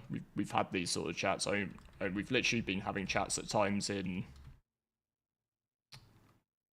sort of with the people running the events of, like, basically, like, should we attack our own mining nights? Like, not just in case anybody's thinking of signing up to one, when it was discussed, it was sort of made clear that we would leave the miners alone, but just to give the people doing security something to do, like, a test of their skills. Like, you run fire drills a lot more than you have fires, and it helps not have fires, or at least know what to do when you do have one. So yeah, that was something we were considering, just to make sure that our combat people actually have a good time. As long as you warn them, it might happen.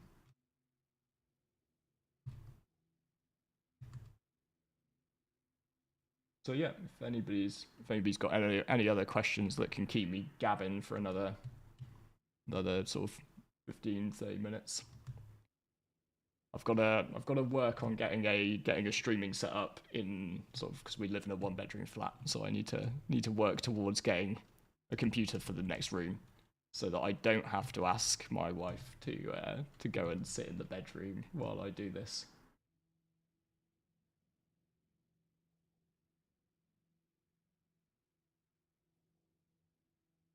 Yeah, intra-org battles, like, yeah, we did some of that last night. Like, well, I've been working on this thing, basically sort of an event series,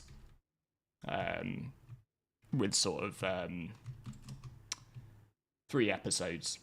I used to play, like, a lot of Warhammer 40k, and I used to really love, sort of, they would sometimes put on battles between lots of players. Like, so you could do these campaigns, and then you fed back on your personal results of your battles, but then in order to, like, work out how the overall, like, battle between, like, the Orcs and the Imperium had gone, they would collate all of the all of the responses of all the different people who did it. So I would very much love to do like a Star Citizen version of that. Yeah, red team took that in an epic victory.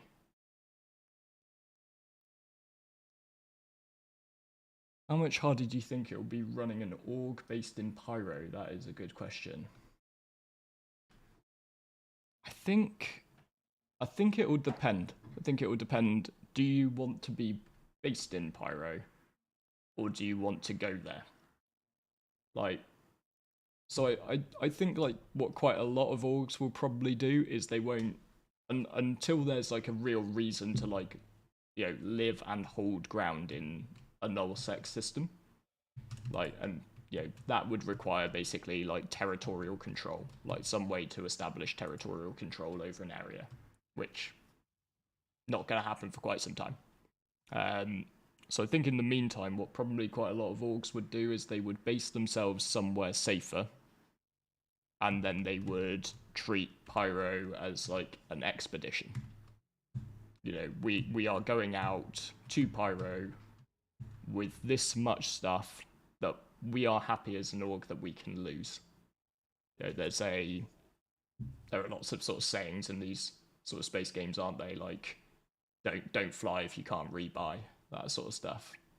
Like, if you're gonna go to the nullsec system where like anything can happen, lots of PvP occurs, there's no navy to back you up, etc. You've got to be going with like stuff which, at the end of the day, you as a group can afford to just go, yeah, that happened. So what? Like, you know, you can't bet your entire shirt on a trip to nullsec. So yeah, it would be interesting. It would be another layer of sort of challenge from a sort of leadership perspective, because you'll have like some people in one system, some people in another. You might have like very different sort of things occurring at the same times. So working out where people are. And one of the biggest things as well is going to be distance. I mean, I'm sure anybody who has like run events in Star Citizen at the moment can tell me how often you like, you say we're going to meet at Crew L1 at 7 p.m.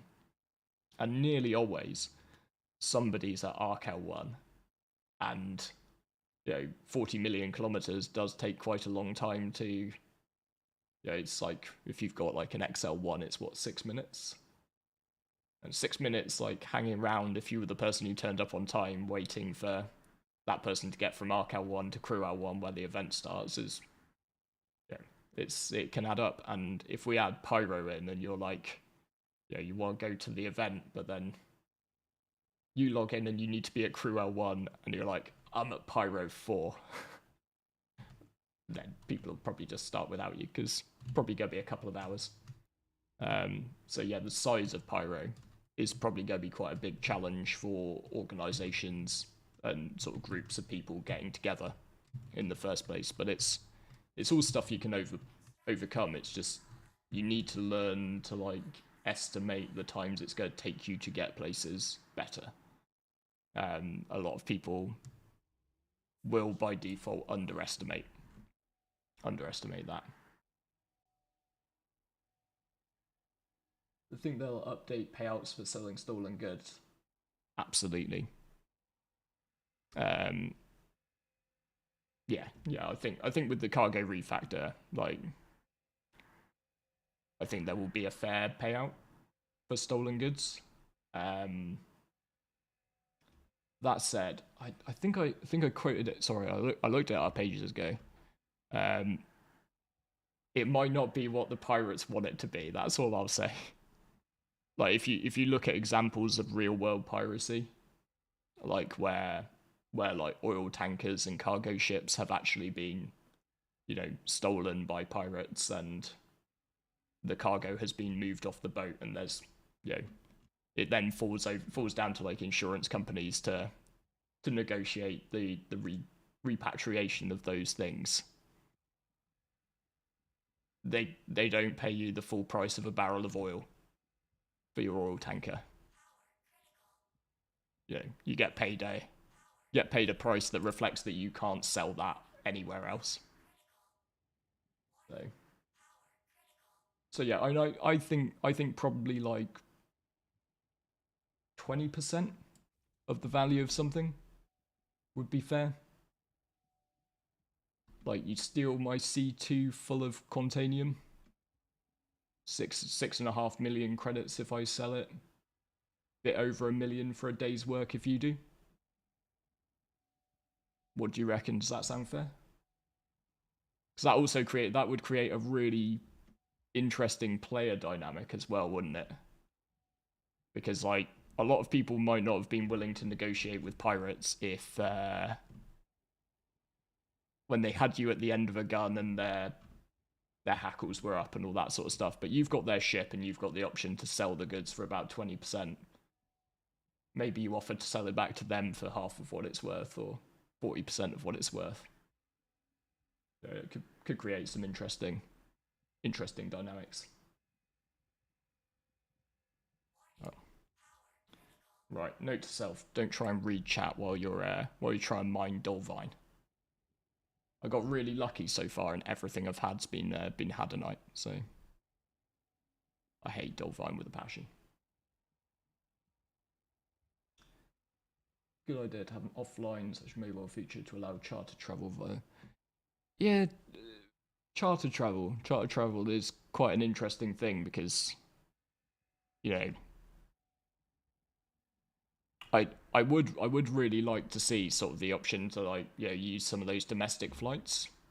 Like they have the space, don't they? Things like the Area 18 spaceport for domestic trips, and it would be cool to be able to just be like, I want to go to Horizon from ArcCorp, or even just the station, just purely from a perspective of like, it turns into I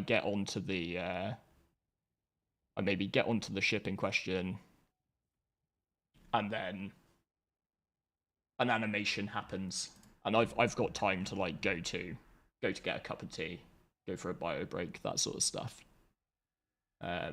Like that'd be really cool, I think. But I think if you're like maybe traveling across the verse in terms of like, let's just say you want to go from, I'm not going to use Pyro as an example because danger zone, but like if you're going like from Terra to Stanton, that sort of thing, like a long haul type flight, I don't know if I like the idea of that ship being taken out of the verse, so it's almost like a completely safe way to travel. Sorry, I'm trying to keep on top of this. There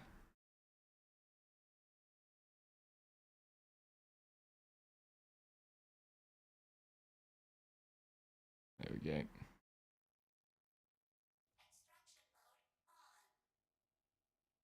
Thoughts about the new Spirit series? I really like them. I do. I'll start with a disclaimer. I love disclaimers. Just wait for the Q&As on all concept ships before you hit buy. Because the ship will still be available when the Q&A is up. It will still be available to buy with that LTI. Like, don't fall for the FOMO.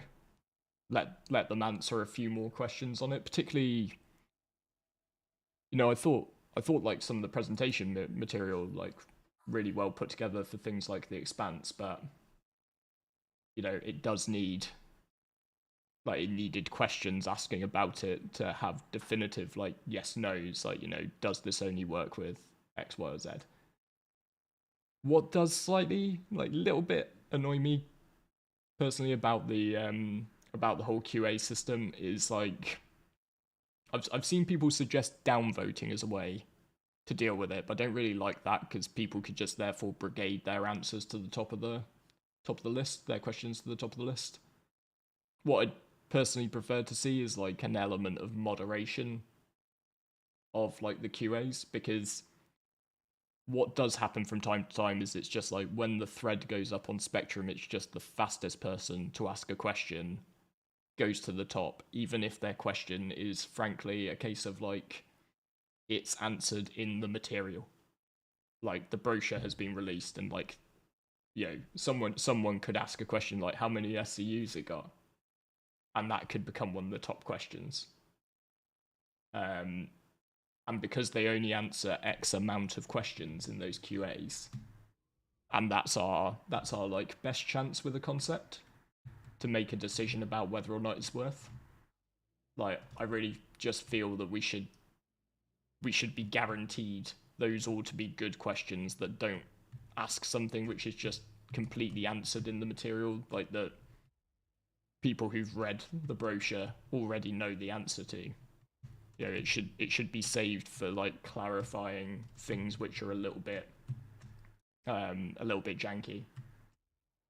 So all that said about how you should wait for the QAs, I do really like the spirits, and I personally did buy an E1 because it just looked really cool.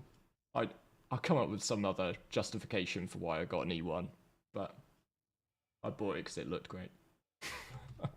And it was Citizen Con, and I was full of happy Star Citizen feelings. I think the C1 could be really, really interesting though. As a competitor to this lovely Cutlass Black. Just because I think it could be the fastest and most maneuverable of the Cutty Black and the Freelancer. And arguably, I think with a ship of this size, that's sort of like a courier type thing, probably speed and maneuverability is going to be a greater advantage to have than having more guns or more armor or slightly more SCU. Yeah. And also, like, you know, even after the QA, right? I mean, like, wait for things to be in game. Like, if you're at all not sure, if it's not just like a, you know, I've got some money and I fancy buying myself a treat, like, type thing.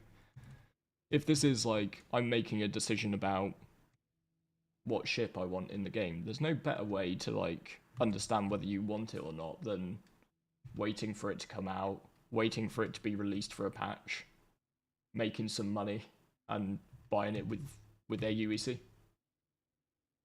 Get behind the sticks of it, fly it. Because there are ships which I really thought I wanted, and then I bought them in game, and I was like, nah. Like, I almost had myself convinced at some point that I really wanted a 600i, and then I bought one in game, and I was just like, you know, just not for me. Just not for me. Like, just don't enjoy flying this thing, you know?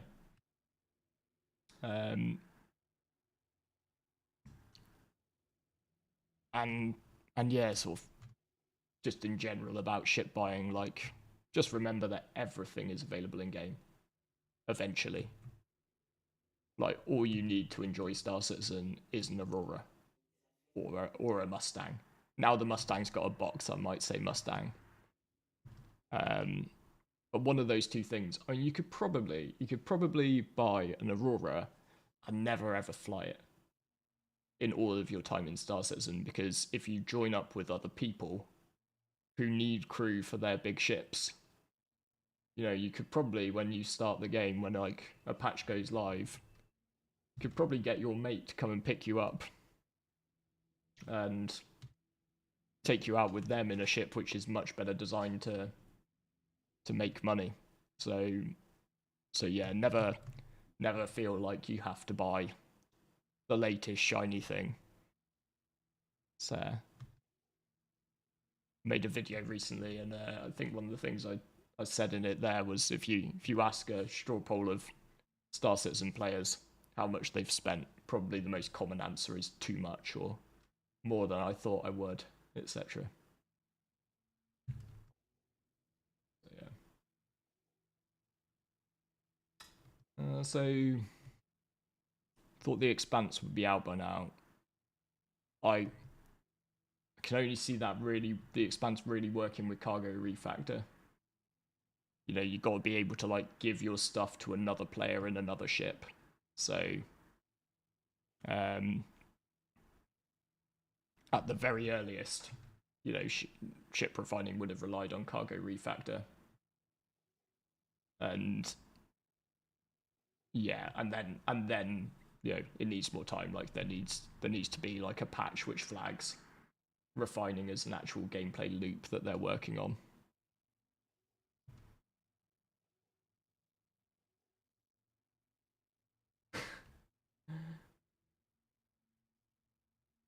I do think as well, yeah. So that's actually a good point. You don't necessarily need to go as extreme as nuking your entire fleet.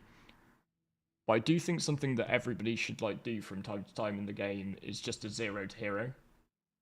You know, start yourself off with like an Aurora or a Mustang, and those 25,000 credits that you start with, and just go from there. Like try and put together a plan of what you're going to do to like grind to a certain fleet of ships in game.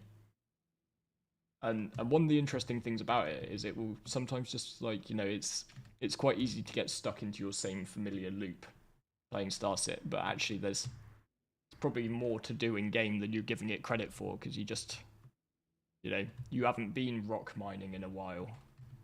You haven't done bunkers because you actually needed the guns from the loot. Like so yeah, it can just be an interesting thing to do, even if you've got like, you know, C2s and Vanguards and Hammerheads and all this sort of stuff in your hangar. Just, you know, put them down for a patch. Like, don't use them. Go and earn what you want to use.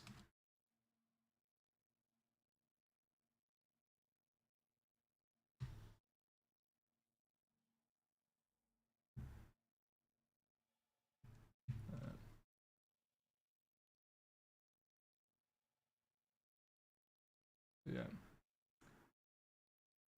Ooh, hostage takeover as a scenario. That would be really cool. One of the ships I'm really looking forward to seeing them implementing is the I'm gonna forget its name now, Legionnaire. Just because I love the idea of boarding, the idea of like proper ship boarding.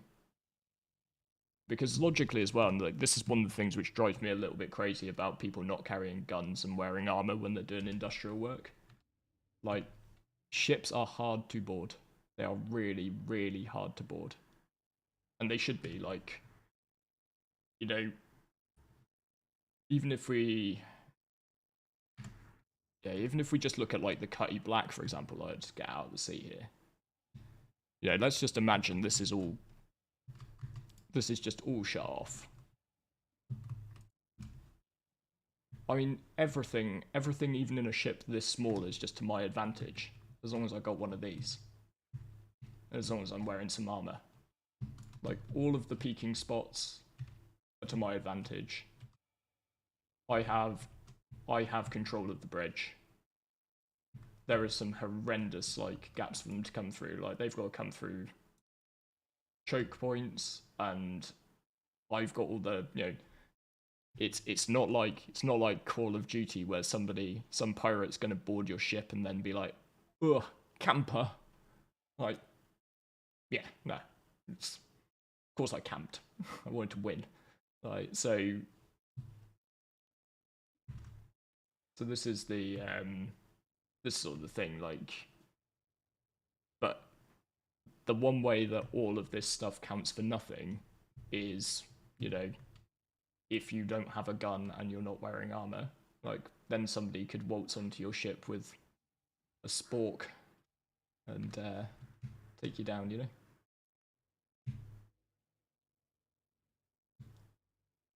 How much money have I mined during the stream? Haven't mined anything. I haven't made any money because I haven't sold it. But I think it'd be about 100k maybe. Rock mining is something you very much do for the fun, particularly if you've got things like prospectors and stuff. You know, it would be. I think that's a shame, because I quite like, I find rock mining almost a little bit therapeutic. Wow, these bots are persistent. Sorry about that.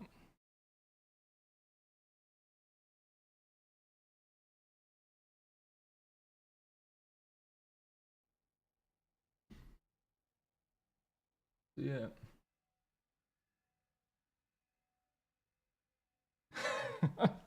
Plan to get an 890 jump during IAE. For boarders, I'll even hold the door open for them. Please come and try to take my ship. You just try and convince the pirates that, you know, it's better to pay for passage on your 890. Live the good life, drink the champagne. That sort of thing. No, so you won't in the future be able to fly with armor and guns attached, maybe. Um, but then, sort of with that in mind, like look at things like the positioning of gun racks. Like there's a rack on your cutlass for 4 rifles, like right behind the pilot seat. Same with like a C2, like there's a little cubbyhole gun rack which is just behind the pilot, behind the bridge. Um, so yeah, you're gonna want to make sure that you're using them, that you've got those there for you and for anybody else who's on your ship. And it'd be interesting to see if there are some things which sort of level the playing field a little bit, like ballistic shields, that sort of stuff. And also whether, sort of particularly when like salvaging is more of a thing, you know, will we have things like cutting tools? Like, will you be able to, so you know that the back door is a terrible place to enter this particular ship that you're looking to take, so instead you cut a hole in the side. Like, could that be a thing to maybe try and even the odds a bit? And yeah, but the key thing is that the advantage should, you know, it's a bit like Risk, right? Like, you should always have defender's advantage. Um, and therefore that's going to be what splits, you know, good boarding crews out from bad ones. Like, how good are they at actually taking ships? And yeah, I'm hoping with like the Legionnaire that there's a lot of room for sort of more missions and things. Like, I would absolutely love to do, like, you know, if there was a space station that had been taken over by Ninetales, like that sort of thing. You know, an FPS type mission, but you had to go and board something like that with your Legionnaires. That would be really interesting to see.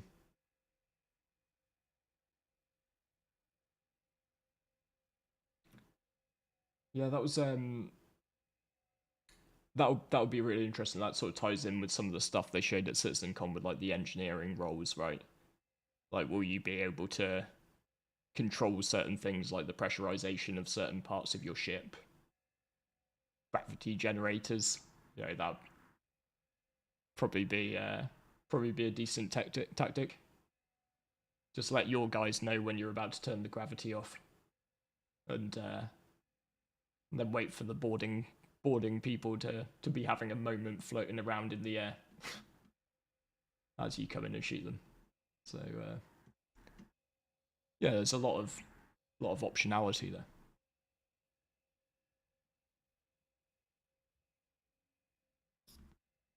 And at least with Cargo Refactor, you know, this gameplay is probably gonna get forced on some people who might not like it, but like, you know, just give it a go. It's another reason to just practice a little bit of your FPS skills, like have a little go in Star Marine from time to time. I've been having great fun in Star Marine recently. Just playing with some other people is it's a whole lot of fun, even if I tend to come somewhere towards the bottom half of the table. You know, I'm no longer of the age that my twitch reflexes are intact. So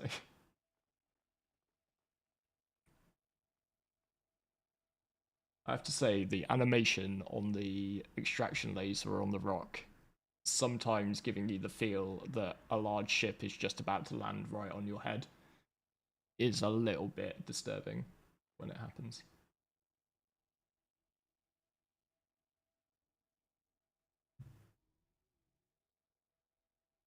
Right. So if anybody's got any final sort of pressing questions that they'd like to put out there, then I could do one or two more, but I'm gonna try and do this, like, it's probably not going to be every week, just because, yeah, I got a family. I need to cook Sunday dinner once in two, that sort of thing. But I'd probably try and do fortnightly on a Sunday, just because it's quite fun. It's quite fun to do. So if anybody would like to stop by next time, then I'd really appreciate that. And if anybody's got any ideas for how I can improve this, or anything else I should be doing, then just keep in mind that this is probably about the peak of my multitasking ability. Just when you make your suggestions for me to go off and like solo Idrises, etc. Let's build up to that. And please, if you haven't already, then if you could subscribe to the channel, I would greatly appreciate it. So I saw this morning that we're on. Let's just check how we're doing at the moment, because all right, we've gone to 12,001 subscribers, so we've officially hit 12k just, which I set myself up a thing from the first 1,000 subscribers that every time I got another 1,000, I allowed myself to order a real life burrito. So I'm very happy because I'm actually feeling quite hungry, and that means that I get to go and order tasty actual real world burritos. So, but thank you very much for everybody for stopping by. I'm gonna go and sell this up now. It should be about 100 and so K. So yeah, first person to stick their in-game name into the chat, I get send this session's mining to. So probably nobody needs 100k. Probably everybody's got millions at the moment. If not, I'll send it to the bank.